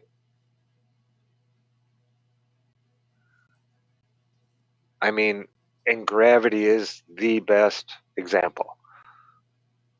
You know me, excuse me, how many of these young adults in college are still taught that the apple is falling on Earth because of gravity? I don't. How many? Most of them. Because their professors never took the time to actually comprehend what the equation was saying, or how it actually all fits together. Never took the time. They memorized the equation, they wrote it on the test where it needed to be. Their professor probably told them the exact same thing they're saying, so it's not like they're lying, but they never took the time to actually comprehend the equation. None of them. If they did, there would be more than 3 people who have written papers showing how Maxwell's equations contradict each other. How can you have 2 equations that say different things in physics? It's not possible. And I've only found 3 papers in the last 150 years that a physicist has brought this up and said, hey, wait a minute. This equation says this and this one says this. So how many of these people actually comprehend any of this stuff that they're teaching? It's scary. It really is. We're beyond idiocracy. No, any physicist worth his weight in salt will never tell you that gravity is pulling anything towards Earth except for the moon. That's it. That is the only thing. And asteroids floating around, in orbit around us. That's it. Nothing here on Earth is affected by gravity. That's what their equations say.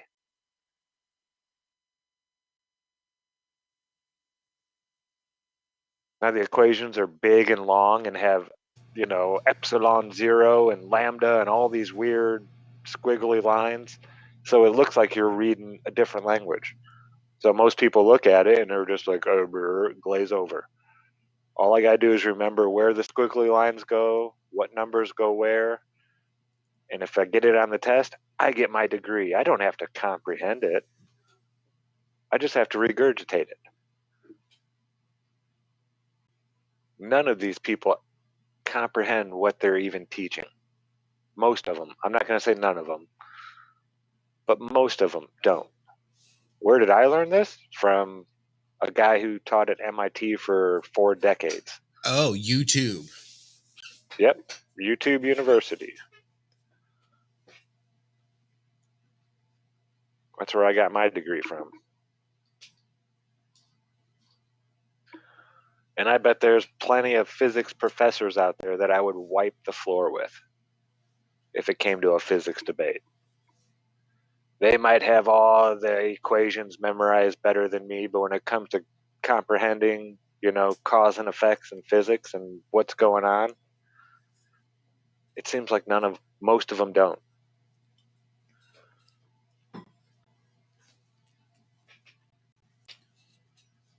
And people put them up on a pedestal. Well, you're not a scientist.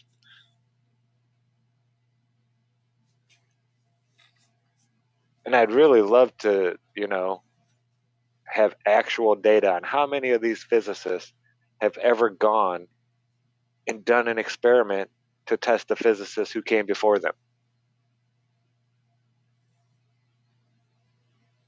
They'll quote things left and right all day long, but it's all hearsay. You'll hear physicists say that the water spins down the drain different from the northern and southern hemisphere.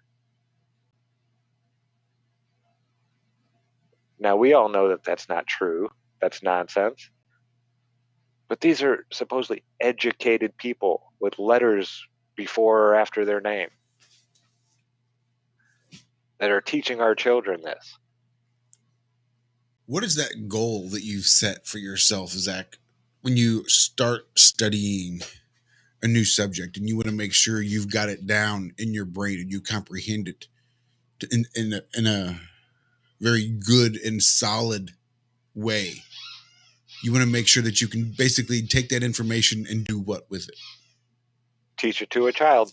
Teach it to a child. So how many times do you think someone has to take in some information and assume they've got it all perfectly down to the point that they can explain it to a child and then teach it as if they're fucking explaining it to a child? And guess what? If you're teaching teachers by explaining it as if they're children, what do you think they're going to go on to teach? And how much comprehension do you think that those kids are going to get from those teachers that were taught by that teacher that was just trying to teach them because, fuck, look how smart I am. I can teach it as though as I'm talking to a child. So simple a child could understand it. Oh, yeah, things fall because of, gravity and space-time. It's a super weak force. Well, it's not really a force, but you can think of it as force, but it really is super weak. But it still makes things fall here on Earth. It moves the tide waters because super weak.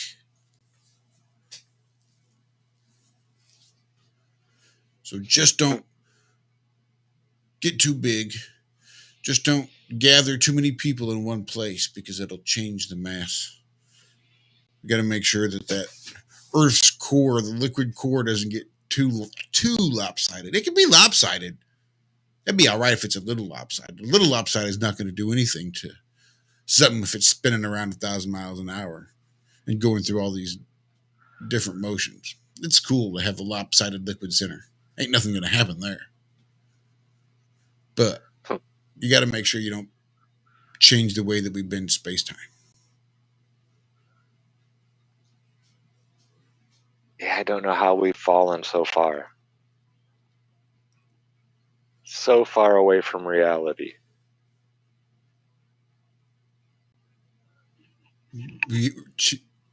Literally chasing the American dream. Sorry, go ahead, Cammie.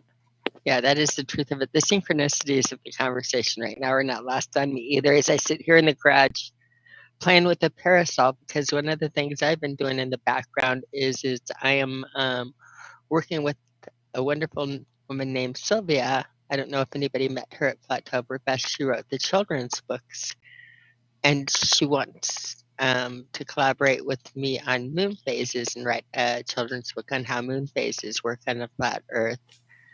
And so that's exactly what I'm doing. Is I'm playing with different things that spin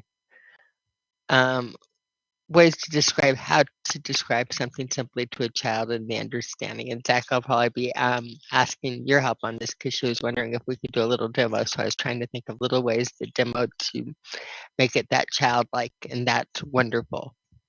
I'll get a marshmallow. Marshmallows are fabulous. Except for, do you know what we need to do? I don't know if they are or not, but I'd like to get glow-in-the-dark marshmallows. Maybe we can dip our marshmallows in glitter or glow-in-the-dark glitter. I know I have that. You just can't eat them afterwards. Oh, let's see if I can get glow-in-the-dark edible glitter. It's anything's possible. I mean, I'm not rolling it out. Hey, glow in the dark anything. I don't care if people tell me that it's edible or not. I am not eating it. You're gonna run around and poop on the sidewalk and be like, oh, "Look, unicorn." That's not really true, Zach. Remember what happened when we took the fluorescent light out to the healthiest vegetables and how they glowed bright red in the dark. So, But yeah, that was with a little help from a fluorescent light. I'm well, talking that's about what. something just sitting there glowing. Oh no. I'm talking about with a little help with the fluorescent light. I'm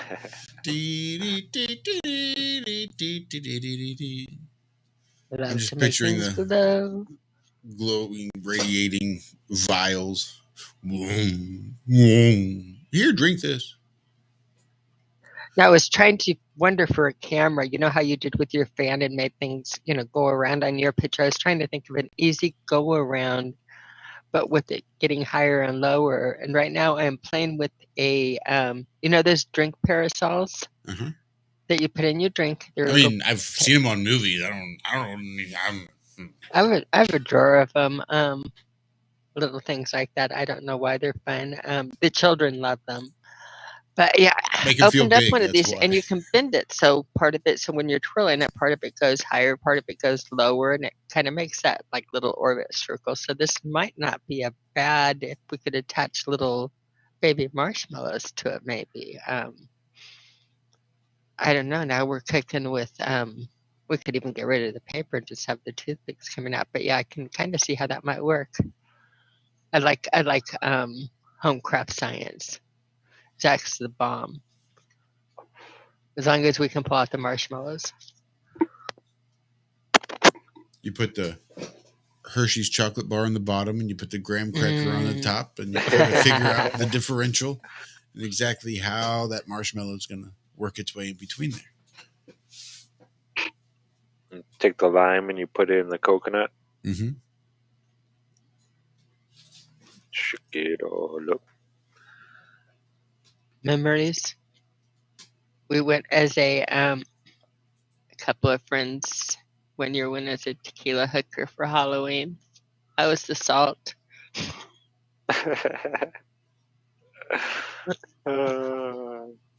There were three of us. What can I say? So did you guys hear that it happened today, and it's New York Times, so I can't really get into the article, but supposedly the vaccine mandates here in the United States hit the Supreme Court. Yeah, it's not looking good for them. They're not. Somebody else, one of the lawsuits that had the South Carolina person had with 24 states with OSHA won it, saying that they did not have the right. I like the judgment. I forgot. It's been a week now since I read it, but the overall verbiage of the judgment was kind of like saying that it's when you handle the decisions they're making at the level they want to, you run the high risk of it no longer looking like a republic or a democracy and it looking like a monarchy where you think you can make all of the decisions as high up. And so they threw out the regulations saying it was not only dangerous legislation, but an entirely dangerous ideology to go into. So it was appreciative that somebody took note of that and, threw it out for all the right reasons. Right now it's going into the Supreme Court, and really it doesn't look good. People are fighting back in countries worldwide, and it's not time to stand back and get weak. It's time to, fight harder. But as far as human rights go, Nuremberg trials, and again, you just wait. It doesn't come out. They don't ever bring it up much. But the fact of the matter is that even though these supposedly have FDA approval, we don't have any FDA approved, nor have we ever had any FDA approved vaccines in this country. The FDA approval was for a product called comorbidity. Comirity, not comorbidity, but it was for a brand name of the same formula. And even though they are identical in formula, they're very, very legally different. Meaning that right now, like if you get a vaccine in the United States, normally like on the childhood, they do have a vaccine court. There's some type of protection, but under emergency use, that doesn't exist. Now, no vaccines have been given under the brand name in this country. They only put them out to other countries as a brand name. But here they will keep on doing the Pfizer biotech, and you'll notice we'll never get the brand name here because it's no different than having no FDA approval. Again, if you only give it out in countries that they don't recognize what it means and it's not available in this country, then again, that was just all a dog and pony show. And why nobody is pointing it out that again, what's the point of the approval if you don't stand behind it when you again will not put any of the brand names out where it would actually be legally protected? So again, no one in this country has gotten the Yeah, and they showed that over on the Melodome, that one show there. They were calling all the different pharmacies and asking if they had the one that was approved by the FDA, and nobody had that one on stock. nobody's ever getting it, and now it's completely when you look for it and do it, it's completely dropped out of the news. I mean, even the name of it is like they dropped the name of it, deciding that maybe it sounded too much like comorbidity. But the brand name that they marketed it under, that's the only approval. They didn't get approval on the formula. They got approval on a brand name that is not available, nor has it ever been available in this country where the law would have any type of legal standing. They said it was only, and they even said it was for marketing overseas. The brand name was for marketing overseas. So they could market it overseas as FDA approved, where it has, again, no legal meaning over there, and where it would have legal meaning, it's completely not available, and they will not, again, then you'll run into the thing, well, if it's the same formula, can this person go to court? This person can't go to court, and they're not going to open up the logical bag of worms. What the bag of worms is you make them all approved or you don't. But to say that this had FDA approval and to not make the one that was approved available to anybody, period. Again, I don't know how they can, with the military and the different things like that, I don't know why people aren't pulling the card of it's still an emergency use only. It's not really approved. Show me the approved. Nobody can show me the approved.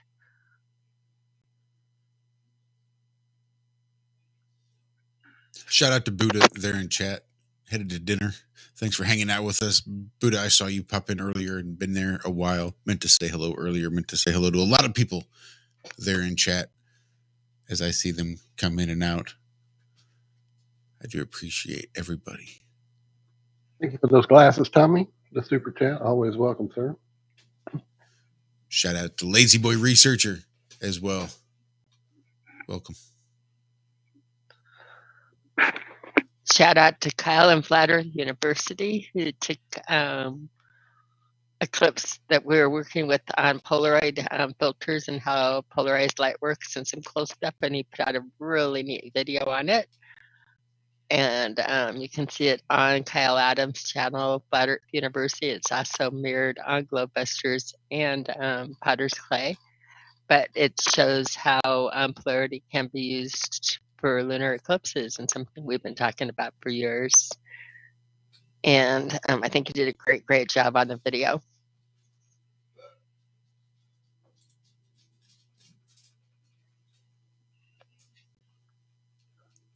I do want to make sure everybody, real quick, Zach, before you jump in there, Ariel Truth Seeker in chat, I want to make sure everybody heads on over to her channel and check out the Sisterhood of the Woke Warrior Queens. I want to make sure everybody checks out her and her conversation she's going to be having with a whole bunch of really amazing people. I think our first one is coming up really soon. Looks like Jennifer from Waters Above. I'm not even sure if these dates are still right. This was a pretty early promo that I'm looking at here. But, did I miss a meeting? I can click on people's name and go to their channel again. When did that start being in I don't know, but thank God. That's one of those things that I've really about a week ago. Really? Holy crap. Man, that's like a new world again. I might stay on YouTube now. Yeah, man. I don't know. We'll see. But yeah, this Sunday at 4 over there on her channel. Sisterhood of the Woke Warrior Queens. Bunch of fucking A woke warrior queens. I will be joining her show, I think it's in April. I'd have to look. It's March or April sometime coming up. She's booked out quite a bit on it, but I can't wait. And I'm really looking forward to this series. We've got so many wonderful women in Flat Earth. And I love it when we get together and talk amongst each other, ourselves. It's the best. Even though you guys are kind of the best, but it's a girl thing. Look, you know what I'm saying? I get it. I totally get it. Whatever. Drop the show link down in chat. There she is. Nice. Dropping the show link. So make sure you head on over to her channel and hit the subscribe button and easily. the bell. Make sure you hit that bell too. Who knows if it's going to do you any fucking good because it's YouTube, but it's worth a shot. Look, she's booked at least through April. Who knows? So you want to make sure you're going to get all these updates of all these shows coming up. That is so awesome. Congrats, Ariel. That's so cool. Yeah, and I'm sure Josh would have invited you, like, had you been a girl. Just saying. You know what? I just don't want you. It's on Wednesdays. That's why we do shows on Tuesdays and Fridays, because it's on Wednesdays that I am a girl. You guys just didn't realize. It's a little bit harder to pull off with a beard, but man, when I shave, see, that's it. Like, man, when I shave, this guy here, yeah, come looking at all creepy like hoary sheep. You just pause. That is so eerie. What's her name? What's the name of the female he plays? Doesn't he have a name? Seems like he does. Oh, I forget. Walt reminds me of the lady that worked in my high school office.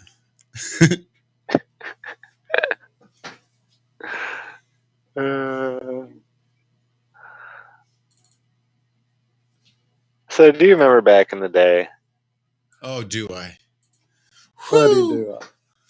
When a sports team would just blow out another sports team? Nope.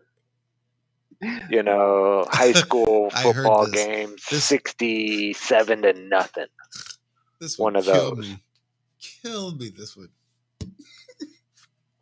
You remember those, right? I mean, they happened all the time.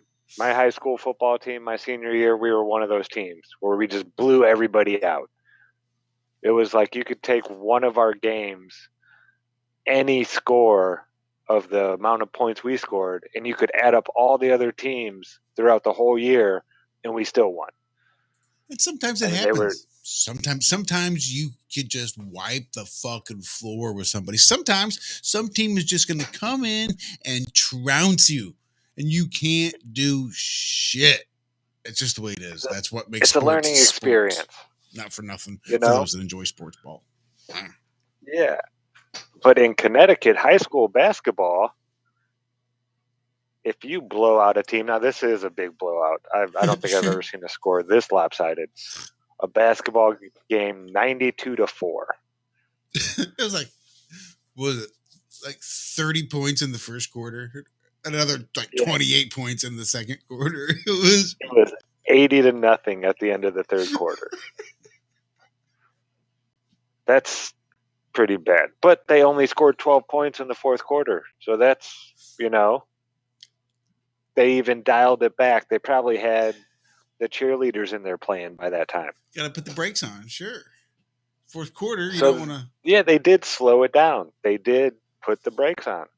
And they suspended this basketball coach. He got suspended for doing his job too well. Yeah, well, I think there's a bit of a rivalry between the two schools, and I know the other school had beat them the last time they played each other. So I think I would have ran it up even more if it was a rivalry. And well, I think dropped 50 in the fourth quarter. That's what I think. Where the school's issue was, these were private schools. It was one of these, either Christian school or Catholic school. I forget exactly, but it was a private school, and I think that was their sort of a unsportsmanlike when, Nobody likes a sore loser, but fuck, everybody wants to punch a sore winner right square in the nose. But if there was the rivalry, you can guarantee that the winning coach is smoking cigars and drinking scotch that whole day he's off because fuck you. And so where's the limit? I mean, this wasn't new for this team. This was their third game of the season. They won the first one 80-37 and then 83-48 in their second game. Now I understand only the other team only scoring 4 points, but what are they supposed to do? Just let them make layups? Right. Is this everybody gets a trophy, and if we're beating you by so many points, we have to play with one hand tied behind our back? Just turn into fucking drills. Yeah. Layup drills for 2 hours. Yay. I mean, when we were playing soccer, I remember we beat this one team. It was their first year, and we beat them 16-0. And in soccer, that's a big score. This is like You know, the scoring most sports 16 goals is a lot. this show has ever talked at once in an episode ever. We had baseball references, soccer references. They're coming from everywhere.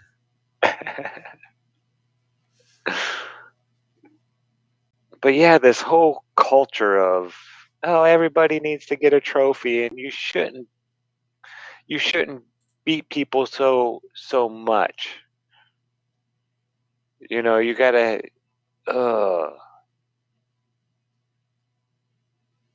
I don't agree with it. Yeah, it's gonna suck for those, those individuals who lost, but it drives you to get better. Right. Think of the alternative. How pissed off would the parents of those children be on the opposing team if instead of having their asses handed to them, the visiting team came and ran drills, right? Instead of scoring 90 points, they would run up to the basket, stop, turn, and hand it to their son and show them how to do a layup, give them pointers, and let them shoot a basket. They would literally take possession, give it to the opposite team, and give them pointers on how to shoot. It turned into a practice. How is that for unsportsmanlike conduct? I think the best thing you can do is play the fucking game. If you that's more of a slap in the face. It isn't more of a slap in the face. The most sportsmanlike thing you can do is fucking beat them. If they can't keep up, if all they can do is score 4 points, then you let them earn those 4 fucking points. You let them be proud of those 4 fucking points, because goddamn, I would be. If I was getting beat that bad and I still managed to squeak out 4 points even at the fourth quarter against the cheerleaders, by God, I'd go home and have myself a scotch and a cigar and be proud about the 4 points I managed to score that one night. We got our asses so handily handed to us.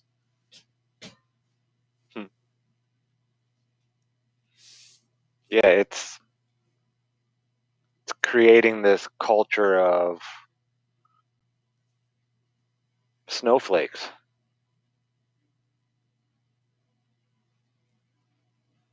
It really is. This whole everybody gets the trophy. In Florida, there's no D's or F's, or not Florida, California. They did away with D's and F's on report cards because children felt bad when they got bad grades.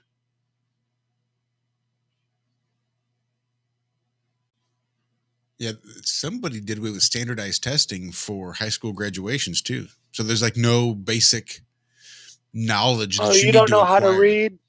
Here's a diploma. Right. As long as you can actually attend school all the years, you literally get a diploma for participating.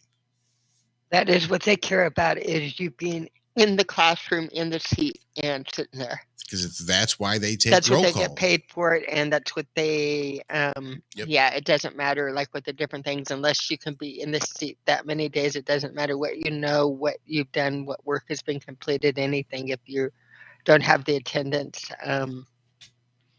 Yep, that's where the tax monies come from. Attendance records. And it's not like a daily basis too. I'm pretty sure I remember my elementary school teachers when I only had like a single teacher throughout the day having to take attendance multiple times a day just to make sure we're all still there. Acting as if it's, making sure that we're all still there, but I'm sure it was just because it's reported hourly. It's not like you get paid a full day just because of names day or nope. I think it's broken down by the hour. It is. It is. I get, like with Jared, I get phone calls at the end of the day saying exactly what classes are missed by on an automatic dialer. It's completely automated. It's completely when you've been there, when you're not. It's every day on the dialer on it. So, yeah, it's really, really annoying. And again, has no basis in what you can do this. I know that, like as a child in second grade, I had tonsillitis really bad, and I missed a lot of school. And strep throat on and off and the whole bit, because it came at a time when they decided the tonsils were important and not to take them out. So I wound up sick for quite a long time before they did it.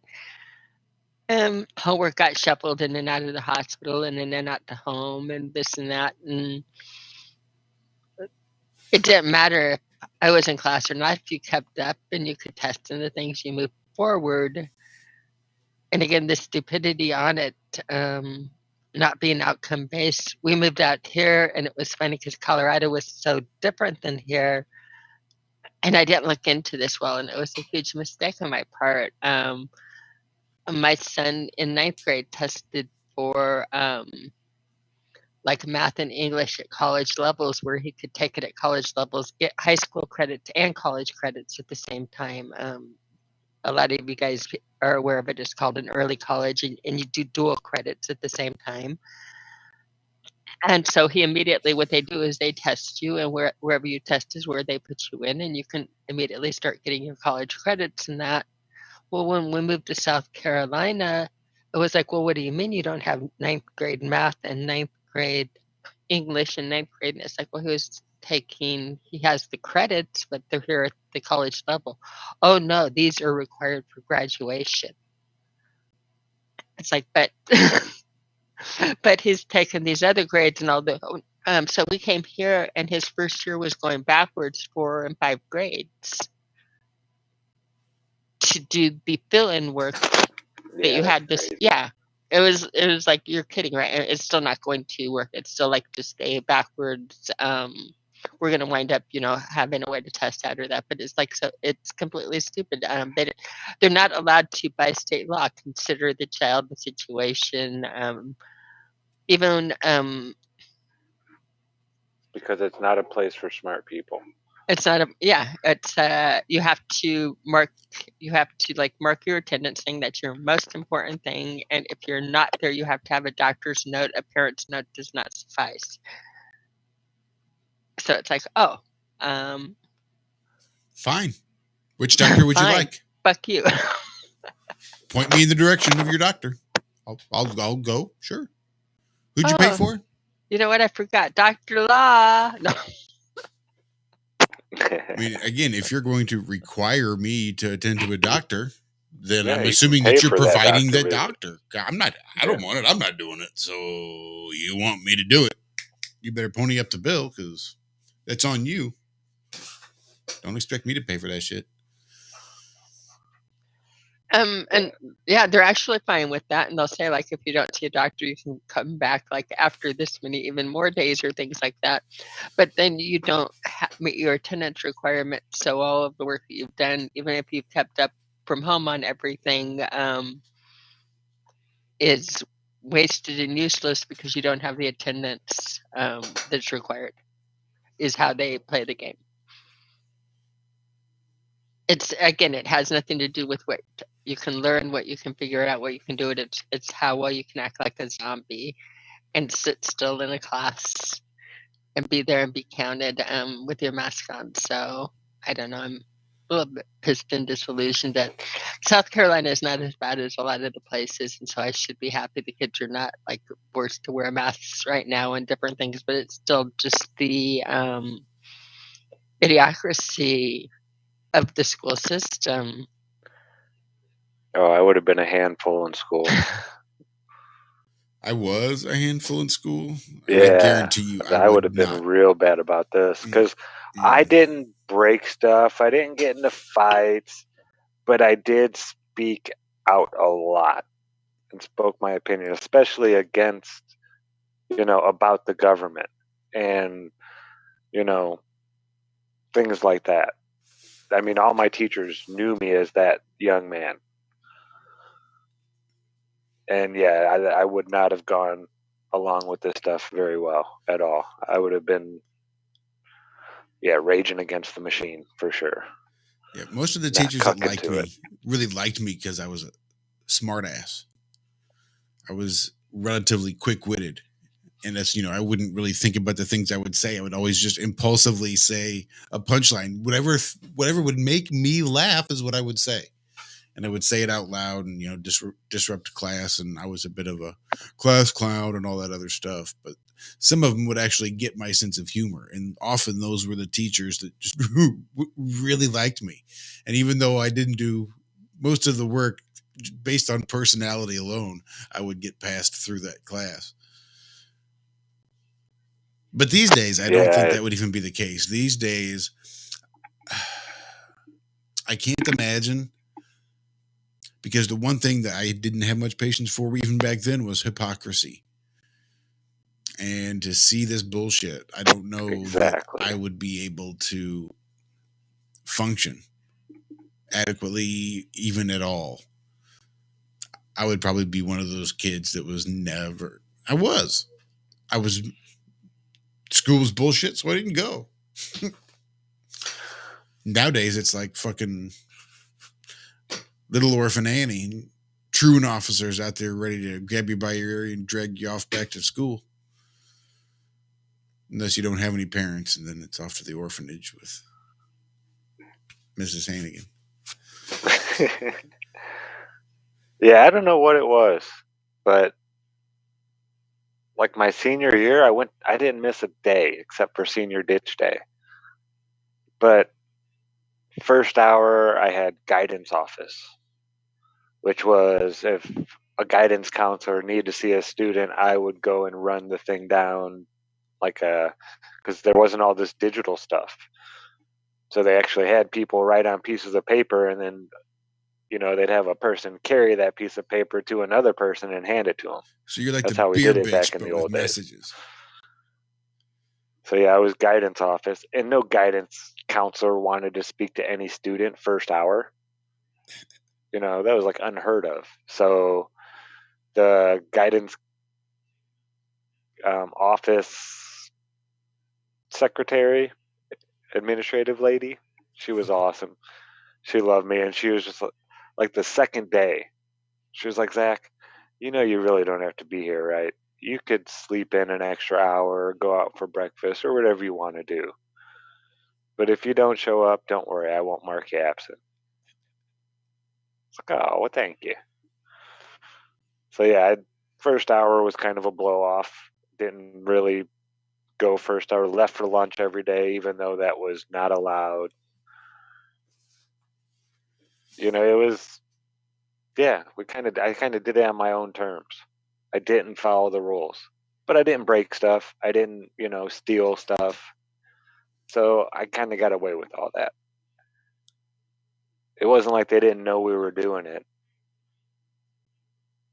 But when you have that, I don't know, when you're liked by certain teachers liked me, certain ones didn't like me.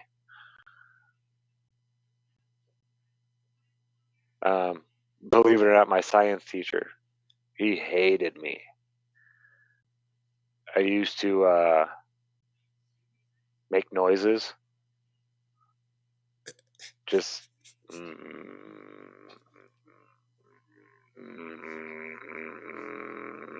because I could do that with my mouth open, with my mouth closed.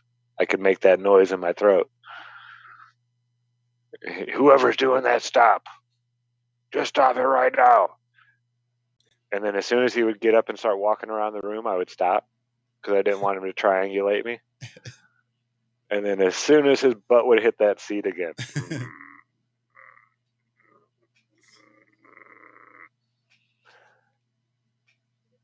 Yeah, And I think he knew it was me, but he just couldn't prove it.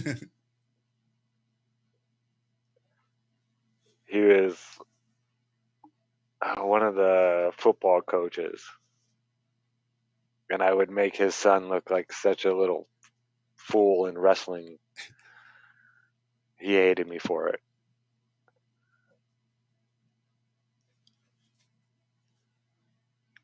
You did wrestling, didn't you, Josh? I did do wrestling. Little league, not in high school. I didn't do high school either. Yeah. I would go and help the guys practice, but I wouldn't wear a singlet. I was like, no. I'm not dressing like that. No. It's one of the reasons I wouldn't swim either. I wasn't wearing that little bikini thing. No. Sorry. You don't want your plantain hammock? No. And shaving my legs? Yeah, right. Not happening. But yeah, I was a good athlete. All the football coaches, the 2 football coaches that taught gym, even their, star players got A- in gym. There was only like 3 people in the whole school that got an A, and I was one of them. Don't know why these guys liked me so much, but I think it's because certain people were real good at certain sports, just real good, better than everybody else. But then at other sports, they couldn't do it. Either somebody was great at basketball, great at soccer, couldn't hit a wiffle ball with a wiffle ball bat to save their life. Or they were great at baseball, great at basketball and football, but they couldn't kick a rolling soccer ball to save their life. I was just pretty good. Wasn't the best at any of them, but I was pretty good at all of them. I think that's why I was one of the few that actually got an A in their class. But yeah, it would piss off the football captain. His name was Otto. And every semester I got an A and he got an A-, and he would get so pissed off. Now I'm reminiscing now, I'm sorry. I feel like somebody named Otto has already got some issues he's pissed off about. I'm just saying.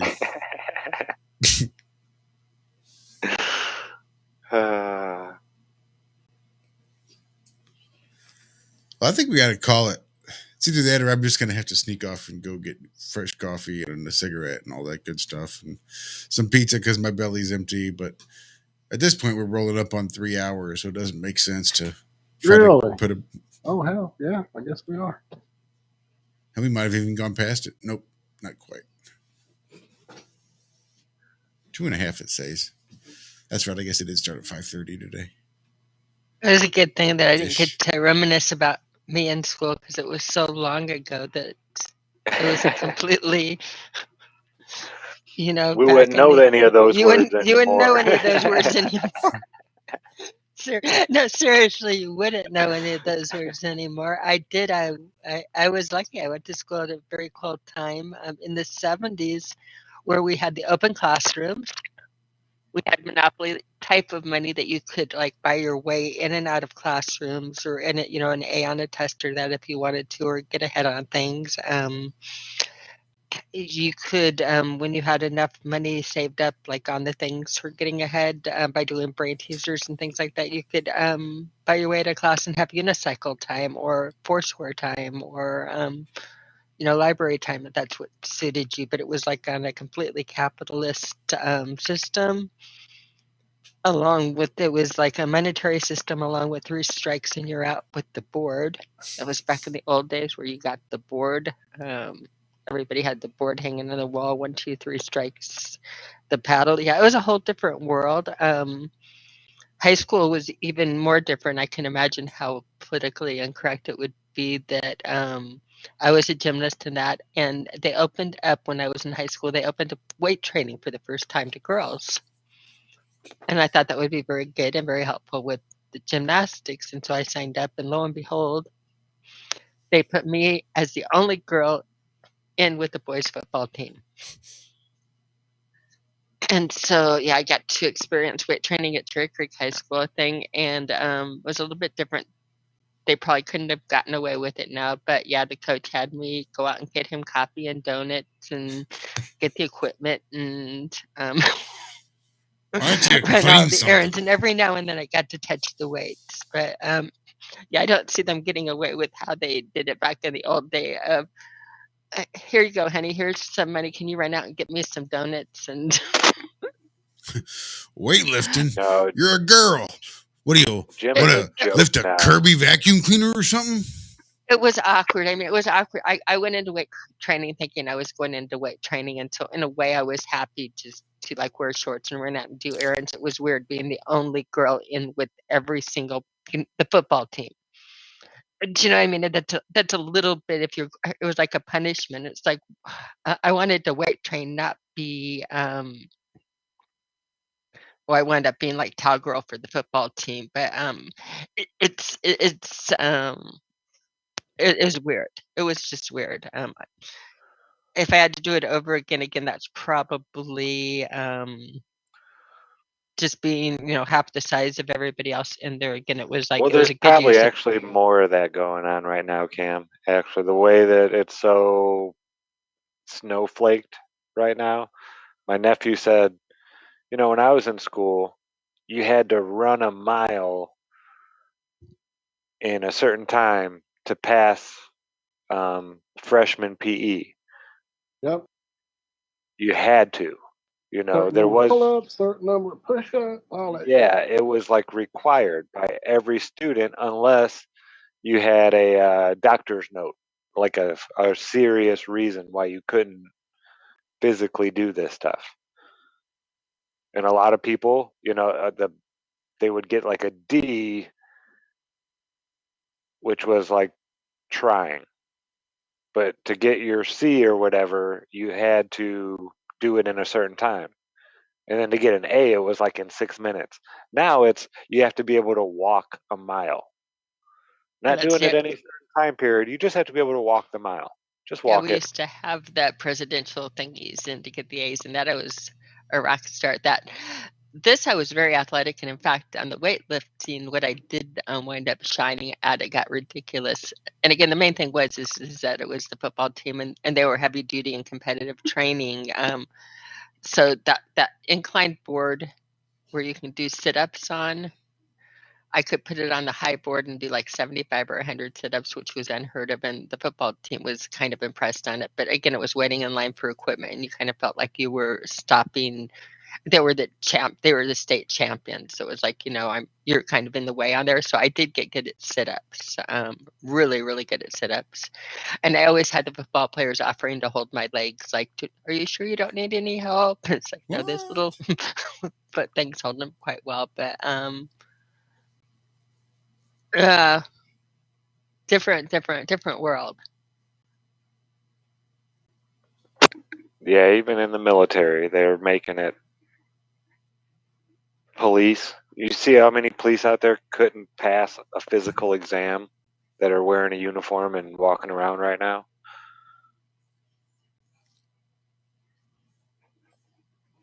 Yeah, it's kind of like it's all being done on purpose, isn't it? Idiocracy. Bob watched it again yesterday, the movie. Could be happening. Go ahead, watch TV, watch things from the 50s. Watch it now. There's no excuse. We're going backwards.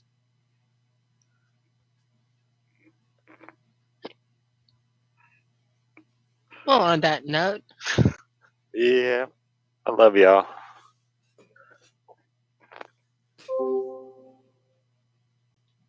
Love you too, Zach. I love Deuces. y'all, Zach. Later, man. Bye. I'm out. peace out and happy Friday. What Bye, the everybody. fuck is going on around here? I don't even know. I don't even know.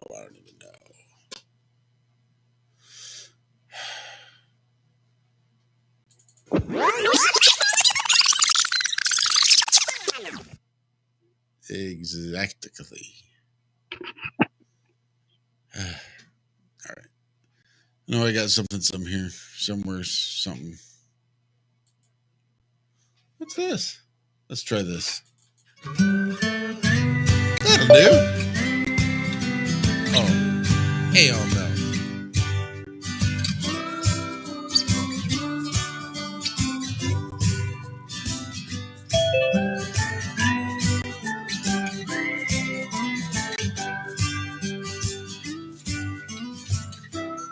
Well, now I don't want to play that one. I loved how you just dipped right the fuck out, Zach. That was hilarious. Yeah, I don't know what happened there. Like it happened earlier. I was on Zoom, and then all of a sudden, Zoom was like, "No, I don't want to be on your phone right now. Piss off." I love y'all. Did it even? Did I get to I love y'all? It was Okay. like, I love you all. Yeah, I said it just as you left. Disappeared. It was hilarious. All right. Let me get out of here. I gotta get out of this squeaky ass motherfucking chair. Oh, jeez. Let's try this one. This is different. I don't know this one. Oh, this is still meditative. This may be a little less upbeat than the last one. To the point that I'm not going to sit here and fall asleep before I even get out of here. I want some chill music. I want chill music for vloggers. I want vlog chill. Give me some vlog chill. Hold me back, bro. Hold me back. Yeah, hold me back, bro.